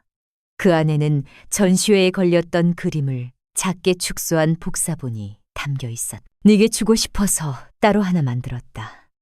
우리 가족, 이 그림처럼 앞으로도 서로 지켜주면서 살자꾸나. 서영은 액자를 받아들고 고개를 끄덕였다. 더 이상 어떤 말도 필요 없었다. 폐허가 되었던 땅 위에 그들은 또 한 번 힘을 합쳐 더 견고하고 아름다운 집을 지어 올린 것이었다. 그 집은 이제 어떤 비바람이 몰아쳐도 흔들리지 않을 터였다. 집의 기둥과 벽 사이에는 시련으로 다져진 이해와 희생, 그리고 무엇과도 바꿀 수 없는 깊은 사랑이 촘촘히 채워져 있었기 때문이다. 서영은 액자를 소중하게 품에 안았다. 액자 속 그림에서 따스한 봄의 햇살이 비춰오는 것만 같았다. 그 햇살 아래 그녀의 가족은 또 다른 계절을 함께 맞이할 준비를 하고 있었다. 그렇게 계절이 한 바퀴 돌아 다시 봄이 찾아왔. 시아버지의 재활은 더디지만 꾸준히 이어졌고 이제는 보조기구에 의지해 집안을 천천히 거닐 수 있을 정도가 되었다. 그의 어눌했던 발음은 여전히 완벽하지 않았지만 가족들과 일상적인 대화를 나누는 데는 무리가 없었다. 기적과도 같은 회복이었다. 그 기적은 가족 모두가 함께 쌓아 올린 시간과 사랑의 탑이었다. 집안의 풍경도 많이 달라졌다. 박 여사의 화실은 더 이상 먼지 쌓인 과거의 공간이 아니었다. 그녀는 매일 아침 남편의 재활 운동을 도운 뒤 오후에는 어김없이 화실로 향했다. 유화 물감 냄새와 커피 향이 은은하게 섞인 그곳은 이제 그녀의 온전한 세계였다. 그녀는 더 이상 누군가의 아내, 누군가의 어머니로서의 역할에 자신을 가두지 않았다. 붓을 든 그녀는 오롯이 화가 박선이었다. 그녀의 그림은 한층 더 깊어지고 단단해졌다. 고통을 이겨낸 사람만이 가질 수 있는 관조와 따스함이 캔버스 위에 고스란히 피어났다. 서영의 삶에도 새로운 균형이 찾아왔다. 그녀는 여전히 회사에서 인정받는 팀장이었고 하윤이에게는 다정한 엄마였다. 하지만 그녀의 주말은 온전히 시댁을 위한 시간으로 채워졌다. 더 이상 부담스러운 의무가 아니었다. 휠체어를 탄 시아버지를 모시고 공원으로 산책을 나가고 시어머니와 함께 장을 봐서 저녁을 준비하는 시간은 그녀에게 고된 일상의 쉼표가 되어주었다. 시어머니가 차려주는 따뜻한 밥상에 둘러앉아 도란도란 이야기를 나누다 보면 서영은 자신이 이 단단한 울타리 안에서 얼마나 큰 위로와 힘을 얻고 있는지 새삼 깨닫곤 했다. 하윤이는 할아버지의 가장 좋은 재활치료사였다. 아이는 서툰 걸음으로 집안을 돌아다니는 할아버지의 보조기구를 장난감 삼아 밀어주기도 하고 작은 손으로 할아버지의 굳은 손을 주무르며 할아버지, 시원해요? 라고 묻기도 했다. 시아버지는 그런 손녀를 볼 때마다 무뚝뚝한 얼굴 가득 웃음꽃을 피웠다. 한때 집안을 짓누르던 절망의 그림자는 그렇게 아이의 맑은 웃음소리 속에서 흔적도 없이 사라져갔다. 박 여사의 전시회는 조용히 막을 내렸지만 그 여운은 생각보다 길었다.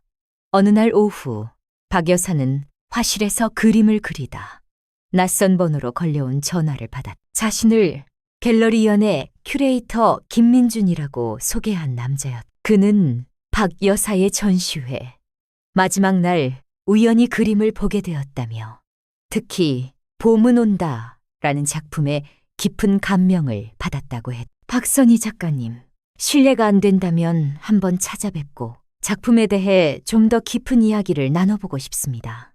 박 여사는 처음에는 보이스피싱이 아닌가 의심했다. 갤러리연은 인사동에서도 손꼽히는 중견 작가들의 기획전을 주로 여는 명망 있는 곳이었다.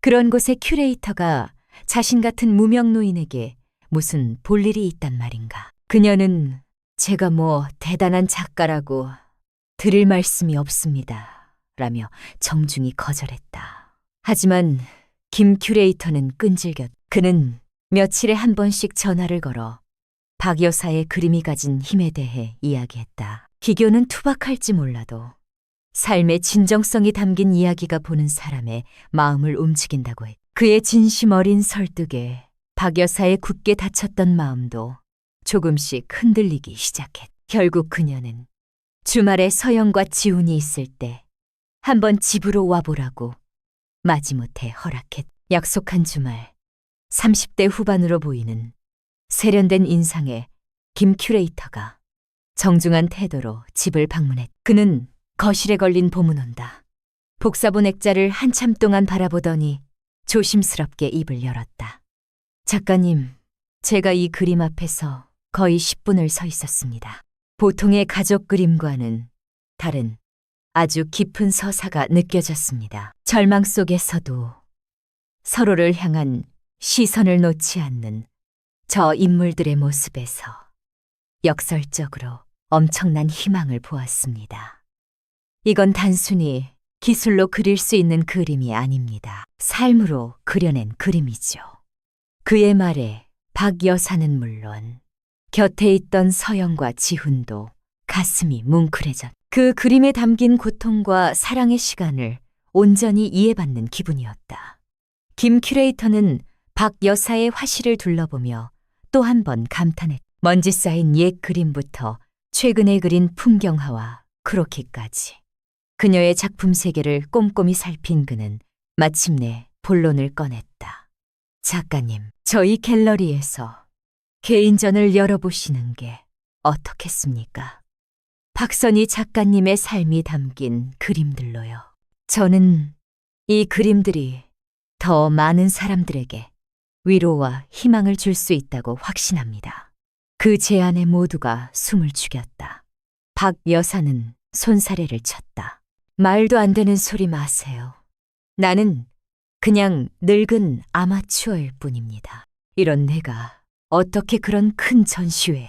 어머니, 그게 무슨 말씀이세요? 이렇게 좋은 기회인데. 지훈이 흥분해서 말했지만 박 여사는 고개를 저었다. 그녀의 얼굴에는 기쁨보다는 당혹감과 두려움이 더 짙게 서려 있었다. 나는 못해. 이제 와서 뭘 어쩌겠다고. 남편 병수발도 해야 하고. 나는 그냥 이렇게 조용히 그림이나 그리면서 사는 게 좋아. 그녀의 완강한 태도에 김 큐레이터도 아들 내외도 더는 말을 잊지 못했다. 김 큐레이터는 아쉬운 표정으로 명함을 남기고 돌아갔다. 마음이 바뀌시면 언제든 연락 주십시오. 기다리겠습니다. 그날 밤 집안에는 무거운 침묵이 흘렀다. 지우는 엄마는 왜 저러시는지 모르겠다. 평생의 소원 아니었냐며 답답해. 하지만 서영은 시어머니의 반응이 단순히 겸손이나 자신감 부족 때문이 아니라는 것을 직감했다. 그 두려움의 뿌리는 훨씬 더 깊은 곳에 있는 듯했다. 며칠 뒤 서영은 혼자 시댁을 찾았다. 박 여사는 화실 구석에 놓인 낡은 나무 상자 앞에서 무언가를 망설이고 있었다. 서영이 다가가자 그녀는 놀란 듯 상자 뚜껑을 황급히 닫았다. 어머니, 뭐 하고 계셨어요? 아니다, 아무것도. 그냥 옛날 물건들 좀 정리하려고. 서영은 박 여사의 옆에 조용히 앉았다. 그리고는 나지막이 물었다. 어머니, 김 큐레이터님 제안 말이에요. 왜 그렇게 망설이시는 거예요? 혹시 그림 그리는 게 더 이상 즐겁지 않으세요? 박 여사는 한참 동안 말이 없었다. 그녀는 떨리는 손으로 낡은 상자에 자물쇠를 열었다. 그 안에는 누렇게 변색된 낡은 스크랩북과 빛바랜 팸플릿 몇 장, 그리고 오래된 편지 뭉치가 들어있었다. 이게 내 첫 번째이자 마지막이었던 개인전 자료란다. 그녀가 내민 스크랩북을 서영은 조심스럽게 펼쳐보았다.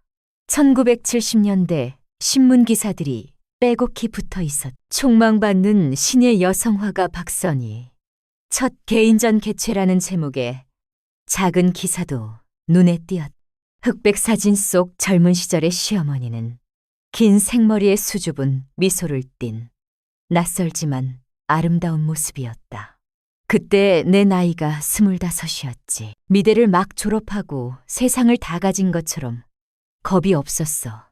내 그림이 세상을 바꿀 수 있을 거라고 믿었으니까. 그녀의 목소리가 가늘게 떨렸다. 그녀는 스크랩북의 다음 페이지를 넘겼다. 그곳에는 날카로운 글씨체로 쓰인 평론 기사 하나가 통째로 붙어 있었다. 당시 가장 영향력 있던 미술 평론가 오정수 교수의 평론이었다. 서영은 그 글을 천천히 읽어내려갔다. 내용은 참혹했다. 감상에 젖은 소녀의 자기 연민, 기술적으로 미숙하며 철학적 깊이가 부재한 아마추어의 낙서, 여성이라는 특수성에 기대어 감성에 호소하려는 얄팍한 시도. 원색적인 비난으로 가득한 글이었다. 마지막 문장은 서영의 가슴에 비수처럼 날아와 밝혔다. 화가로서의 재능보다는 좋은 아내, 현명한 어머니가 되는 편이 그녀의 인생에 더 큰 행복을 가져다 줄 것이다. 이 글이 신문에 실리고 내 첫 전시회는 그렇게 끝이 났어. 아무도 내 그림을 사지 않았고 찾아오는 사람도 없었지. 나를 격려해주던 사람들도 모두 등을 돌렸어. 그때 깨달았단다. 나는 재능이 없는 사람이구나. 내가 하는 건 그저 시간 낭비일 뿐이구나. 그녀의 말은 눈에서 기어이 눈물 한 방울이 흘러내렸다. 네 시아버지는 그때 날 위로한답시고 말했어. 그림 같은 거 안 그려도 된다고. 자기가 평생 먹여 살릴 테니 그냥 맘 편히 살림이나 하라고. 그게 날 위한 최선의 배려라고 생각했겠지. 그 사람 말대로 붓을 꺾고 결혼을 하고 너희 아빠를 낳고 그렇게 수십 년을 살았어. 내가 화가였다는 사실조차 잊고 살았지. 서영은 그제야 시어머니의 깊은 두려움을 이해할 수 있었다. 그것은 단순히 전시회를 여는 것에 대한 부담감이 아니었. 수십 년간 굳게 닫아두었던 상처를 다시 헤집고 자신의 삶 전체가 또다시 무가치하다고 평가받을지도 모른다는 공포였다. 어머니, 서영은 아무 말도 할 수 없었다. 그녀는 그저 시어머니의 거칠어진 손을 잡고 젊은 시절 그녀가 혼자 감내해야 했을 그 깊은 절망과 외로움을 가만히 어루만졌다. 그날 저녁, 서영은 거실에서 TV를 보고 있는 시아버지에게 다가갔다. 그리고 낮에 보았던 낡은 스크랩북에 대한 이야기를 조심스럽게 꺼냈다. 오정수 교수의 평론에 대해 이야기하자 시아버지의 얼굴이 굳어졌다. 내가 죄인이지. 그때 내가 그깟 평론 쪼가리 무시하라고. 당신 그림이 최고라고 버팀목이 되어줬어야 했는데 그러질 못했어. 나도 먹고 살기 바쁘고 예술인지 뭔지 알지도 못하는 무식한 놈이라. 그냥 그 여자가 힘들어하는 게 보기 싫어서 쉬운 길로 가라고 등을 떠민 셈이지. 내가 당신 날개를 꺾어버린 거야. 그는 성치 않은 손으로 마른 세수를 하며 깊은 자책감에 빠졌다. 그날 밤 시아버지는 뜬 눈으로 밤을 새웠다. 다음 날 아침 시아버지는 박 여사를 화실로 불렀다. 그는 아내 앞에 힘겹게 서서 서툰 발음으로 진심을 전했다. 여보, 미안하다. 내가 너무 늦게 알았다. 당신이 얼마나 힘들었을지 이제라도 훨훨 날아라. 내가 옆에서 힘껏 밀어줄게. 다시는 당신 혼자 울게 안 할게. 남편의 서툰 고백에 박 여사는 끝내 참았던 울음을 터뜨렸다. 수십 년 묵은 응어리가 남편의 진심 어린 사과 한마디에 눈 녹듯 녹아내리는 순간이었다. 그 주 주말 서영과 지훈은 부모님을 모시고 갤러리언을 직접 찾아갔다. 김민준 큐레이터는 그들을 반갑게 맞았다. 박 여사는 마침내 결심한 듯 그의 눈을 똑바로 바라보며 말했다. 하겠습니다. 개인전. 다만 조건이 있습니다. 제 전시회 제목은 제가 정하고 싶습니다. 물론입니다. 작가님. 어떤 제목을 생각하고 계십니까? 나의 지입니다. 제 그림은 결국 제 가족과 제 삶에 대한 이야기니까요. 그날 이후 박 여사의 일상은 완전히 달라졌다. 그녀의 화실은 새벽부터 밤늦게까지 불이 꺼지지 않았다. 그녀는 미친 듯이 그림을 그렸다. 과거의 아픈 기억을 담은 추상화, 결혼 생활의 고단함이 묻어나는 정물화, 아이를 키우며 느꼈던 기쁨을 표현한 인물화, 그리고 남편의 발병과 회복 과정을 기록한 연자까지. 그녀의 캔버스는 그녀의 삶 그 자체가 되어갔다. 서영은 시어머니의 든든한 매니저를 자처했. 그녀는 회사 일을 마치면 곧장 시댁으로 달려와 시어머니의 저녁 식사를 챙기고 갤러리와의 소통을 도맡아 작품 목록을 정리하고 작가 노트를 작성하는 것을 도우며 밤늦게까지 그림을 그리는 시어머니 곁을 지켰다. 지우는 그런 아내와 어머니를 위해 묵묵히 집안일을 돌보고 하윤이를 챙겼다. 시아버지는 아내가 그림을 그리는 동안 조용히 옆에서 책을 읽거나 손수차를 끓여다 주며 자신만의 방식으로 그녀를 응원했다. 가족이라는 이름의 오케스트라가 박 여사라는 솔리스트를 위해 완벽한 하모니를 연주하고 있었다. 몇 달의 시간이 흐르고 마침내 전시회 오픈일이 다가왔다. 인사동 갤러리 연회는 박 여사의 삶이 담긴 옷이 뼈점에 그림이 걸렸다. 갤러리 중앙 가장 좋은 자리에는 봄은 온다가 위용을 뽐내고 있었다. 오프닝 리셉션에는 생각보다 훨씬 많은 사람들이 몰려들었다. 김 큐레이터의 안목을 믿고 찾아온 미술계 인사들, 소문을 듣고 찾아온 관람객들로 갤러리는 디딜 틈이 없었다. 사람들은 박 여사의 그림 앞에서 오래도록 머물렀다. 그들은 그림 속에서 자신의 어머니를, 아내를, 그리고 자기 자신의 삶을 발견하는 듯했다.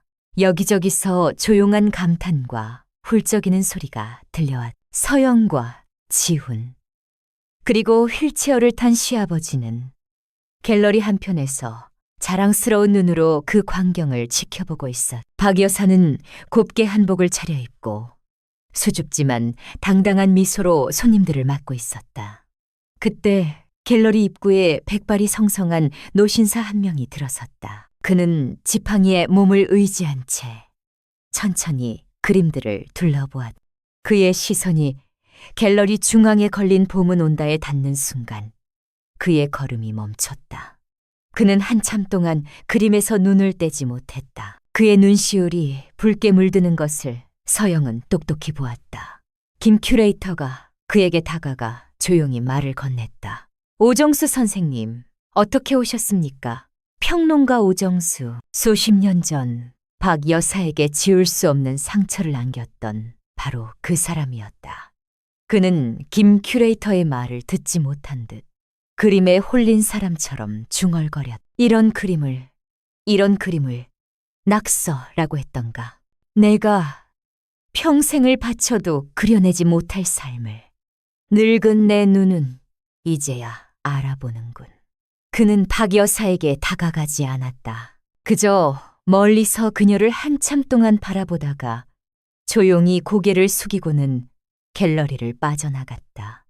그 뒷모습은 한 시대의 오만이 저물어가는 풍경처럼 쓸쓸했다. 리셉션이 끝나갈 무렵 박 여사가 마이크 앞에 섰다.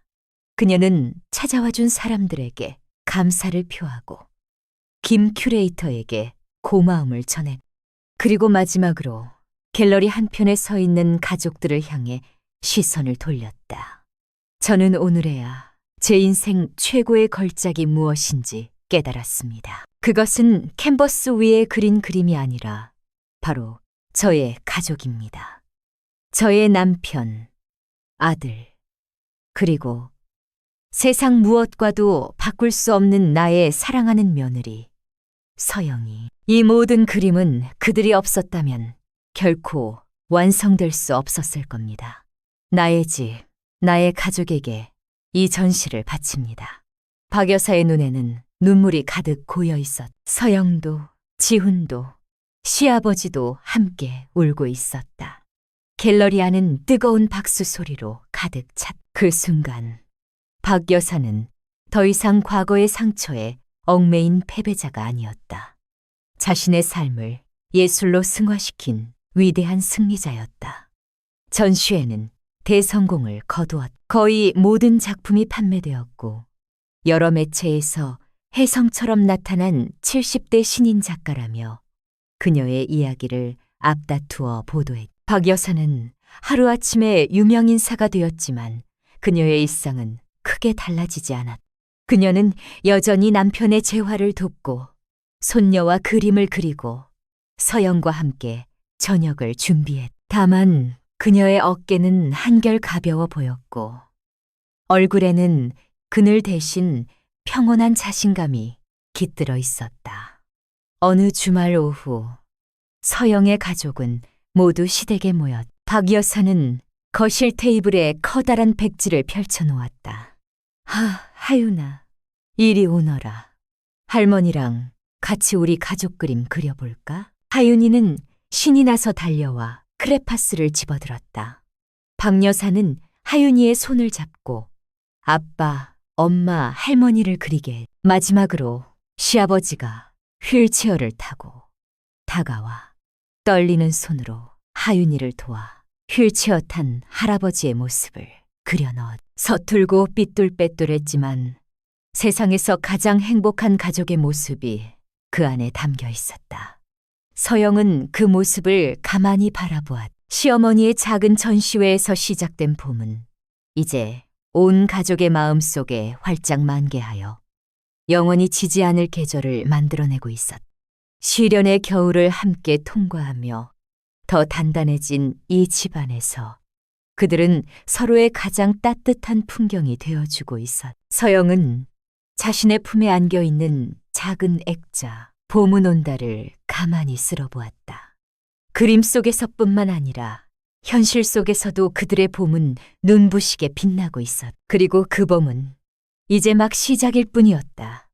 그녀의 집은 그렇게 세상 밖으로 나왔고 예상보다 훨씬 더 많은 사람들의 마음에 문을 두드렸다. 전시가 끝난 후에도 박 여사의 이야기는 끝나지 않았다.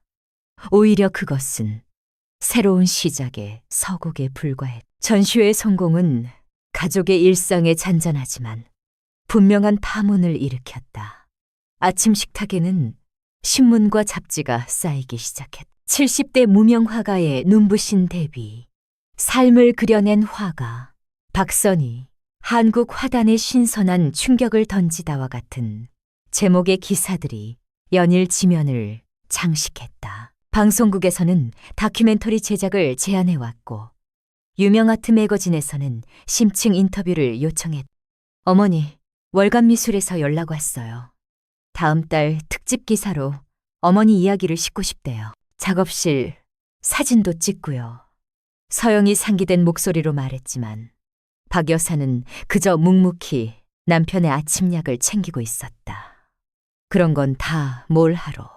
내세울 것도 없는 늙은이인데. 어머니, 이건 그냥 인터뷰가 아니에요. 어머니의 그림과 삶이 사람들에게 얼마나 큰 울림을 주었는지 증명하는 거잖아요. 어머니처럼 꿈을 접고 살아야 했던 세상의 모든 여성들에게 용기를 주는 일이라고요. 서영의 말에 묵묵히 신문을 보던 시아버지가 거들었다. 당신 며느리 말이 맞아. 당신은 이제 당신만의 사람이 아니야. 당신 그림이 다른 사람들한테 희망이 된다잖소. 그러니 숨지 마. 이제 당당하게 세상 사람들한테 당신 이야기를 해줘. 남편의 투박하지만 진심 어린 격려에 박 여사는 마지못해 고개를 끄덕였다. 며칠 후 유명 사진작가와 기자가 그녀의 작은 화실을 찾았다. 처음에는 어색해하던 그녀도 캔버스 앞에 서자 언제 그랬냐는 듯 평온을 되찾았다. 기자가 물었다. 선생님의 작품 세계에 가장 큰 영감을 준 것은 무엇입니까? 박 여사는 잠시 창밖을 바라보다가 거실에서 들려오는 손녀 하윤이의 웃음소리에 귀를 기울였다. 그리고는 나지막이 대답했다. 영감이라니 그런 거창한 건 잘 모르겠고 그냥 매일 아침 남편 얼굴에 로션을 발라주고 며느리가 끓여준 찌개를 먹 손녀 아이의 작은 손을 잡고 그렇게 사는 게 전부였어요. 내 그림은 그냥 내 삶의 발자국 같은 겁니다. 그녀의 꾸밈없는 대답은 기사화되어 더 큰 반향을 일으켰. 사람들은 화려한 미사여구나. 난해한 예술 이론이 아닌 삶의 진솔함이 묻어나는 그녀의 이야기에 열광했. 박 여사의 집은 이제 더 이상 한 가족만의 공간이 아니었다. 그것은 시대의 아픔을 공유하고 평범한 삶의 위대함을 이야기하는 모두의 집이 되어가고 있었다. 그러던 어느 날 김민준 큐레이터가 상기된 얼굴로 집을 찾아왔다. 그의 손에는 두툼한 영문 서류 봉투가 들려 있었다. 작가님, 정말 믿기지 않는 일이 일어났습니다. 그가 내민 것은 프랑스 파리에서 열리는 유서 깊은 국제미술전 살롱 도톤느 사런더 텀리에 공식 초청장이었다. 한국 작가 특별전 섹션에 박 여사를 주요 작가로 초청하고 싶다는 내용이었다. 파리라고요? 내가 파리에? 박 여사의 눈이 놀라움으로 커졌다. 시아버지와 지훈, 서영 역시 믿을 수 없다는 표정으로 서로를 바라보았다. 살롱 도톤느는 피카소, 마티스, 샤갈 같은 거장들이 거쳐간 꿈의 무대였다. 네, 작가님. 오프닝에 맞춰 작가와의 대화 시간도 마련하고 싶다고 합니다. 세계적인 평론가들과 컬렉터들이 모이는 자리입니다. 작가님의 작품 세계를 국제 무대에 알릴 수 있는 절호의 기회입니다. 김 큐레이터의 목소리는 흥분으로 떨리고 있었다. 가족 모두가 기쁨과 흥분에 휩싸였다. 하지만 박 여사의 얼굴에는 기쁨과 함께 깊은 수심이 어렸다. 그녀의 시선은 조용히 앉아있는 남편에게로 향했다. 뇌경색 후유증으로 여전히 몸 한쪽이 불편한 남편을 두고 먼 이국 땅까지 간다는 것은 상상하기 어려운 일이었다. 그날 밤 부부는 잠 못 이루고 침대에 누워 이야기를 나눴다. 여보, 가야지. 이런 기회가 어디 흔한가. 남편이 먼저 어렵게 입을 열었다. 당신 혼자 두고 내가 어떻게 가요? 말도 안 되는 소리 말아요. 내가 당신 발목을 잡을 수는 없지. 지훈이도 있고 서영이도 있는데 나 하나 걱정할 것 없어. 당신은 가서 훨훨 날아야지. 평생을 날개 접고 살았는데 이제라도 원 없이 날아봐야지. 남편의 말에 박 여사는 가슴이 미어지는 것 같았다. 그의 말은 진심이었지만 그 안에 담긴 외로움과 미안함이 고스란히 느껴졌다. 당신 없는 파리가 무슨 소용이에요. 내 그림은 전부 당신이랑 우리 가족 이야기인데 관객은 있는데 주인공이 없으면 그게 무슨 소용이냐고요. 안 가요. 난 여기가 좋아요. 당신 옆이 내 집이 제일 좋아요. 그녀는 단호하게 말했다. 하지만 남편은 고집을 꺾지 않았다. 두 사람 사이에는 밤늦도록 무거운 침묵이 흘렀다. 이 문제는 가족 전체의 고민이 되었다. 서영은 어떻게든 시어머니를 파리에 보내드리고 싶었지만 시아버지의 건강 상태와 시어머니의 마음을 생각하면 섣불리 말을 꺼낼 수 없었다. 바로 그때 또 다른 소식이 날아들었다.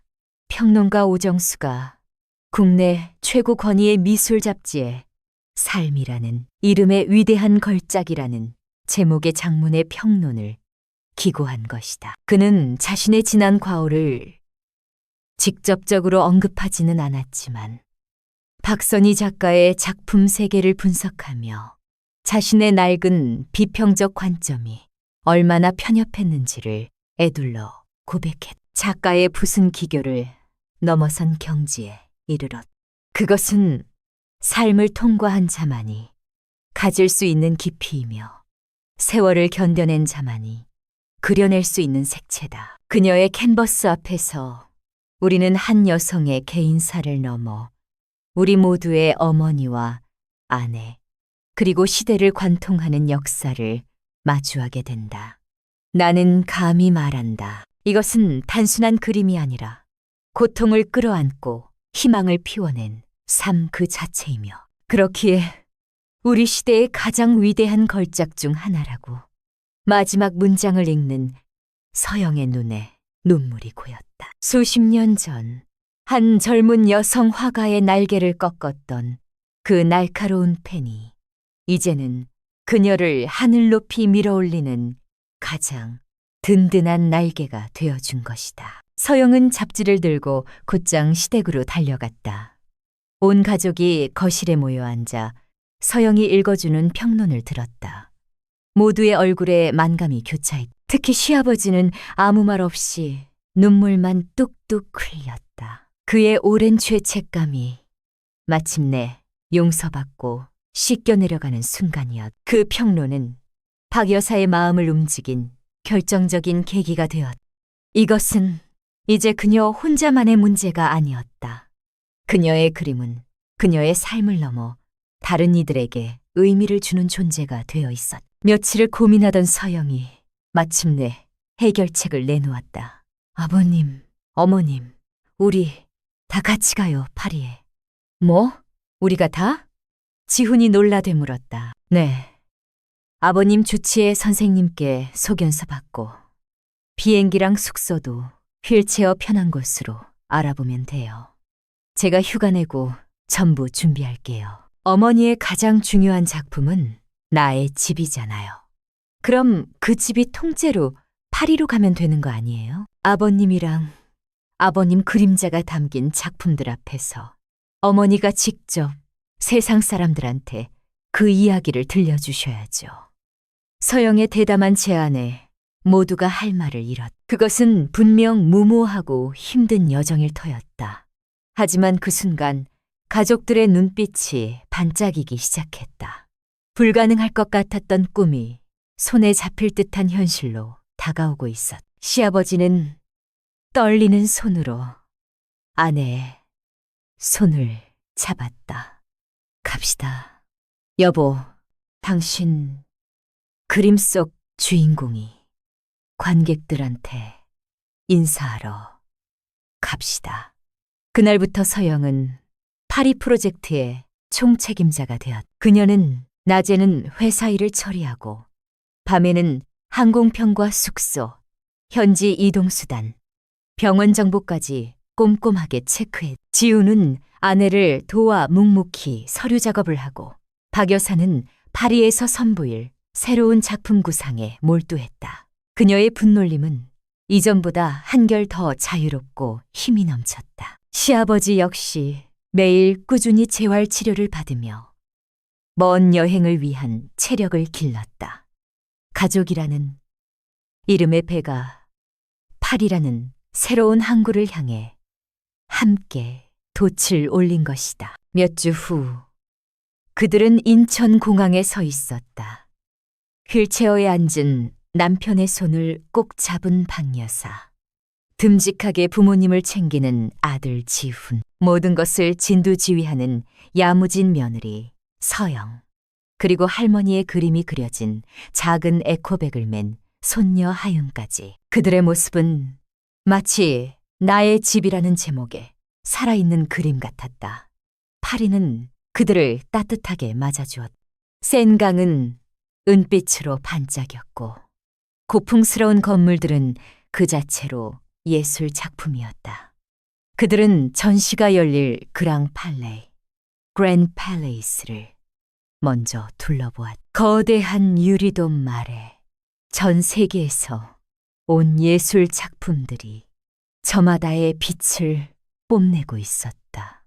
박 여사는 그 압도적인 풍경 앞에서 잠시 숨을 골랐다. 수십 년 전 골방에서 홀로 그림을 그리던 25의 박선희는 상상조차 할 수 없었던 풍경이었다. 전시 오픈일, 박 여사의 작품이 걸린 공간은 파리 시민들과 세계 각국의 미술 애호가들로 인산인해를 이루었다. 그녀의 그림은 화려한 서양의 작품들 사이에서 오히려 조용하지만 강렬한 존재감을 드러내. 거친 질감의 캔버스에 담긴 한 가족의 희로애락은 언어와 문화를 넘어 사람들의 마음을 움직였다. 남편의 구두를 그린 정물화 앞에서 한 노신사가 오래도록 발걸음을 떼지 못했고, 갓난아들 지훈을 안고 있는 자화상 앞에서는 한 젊은 여성이 소리 없이 눈물을 훔쳤다. 드디어 작가와의 대화 시간이 되었다.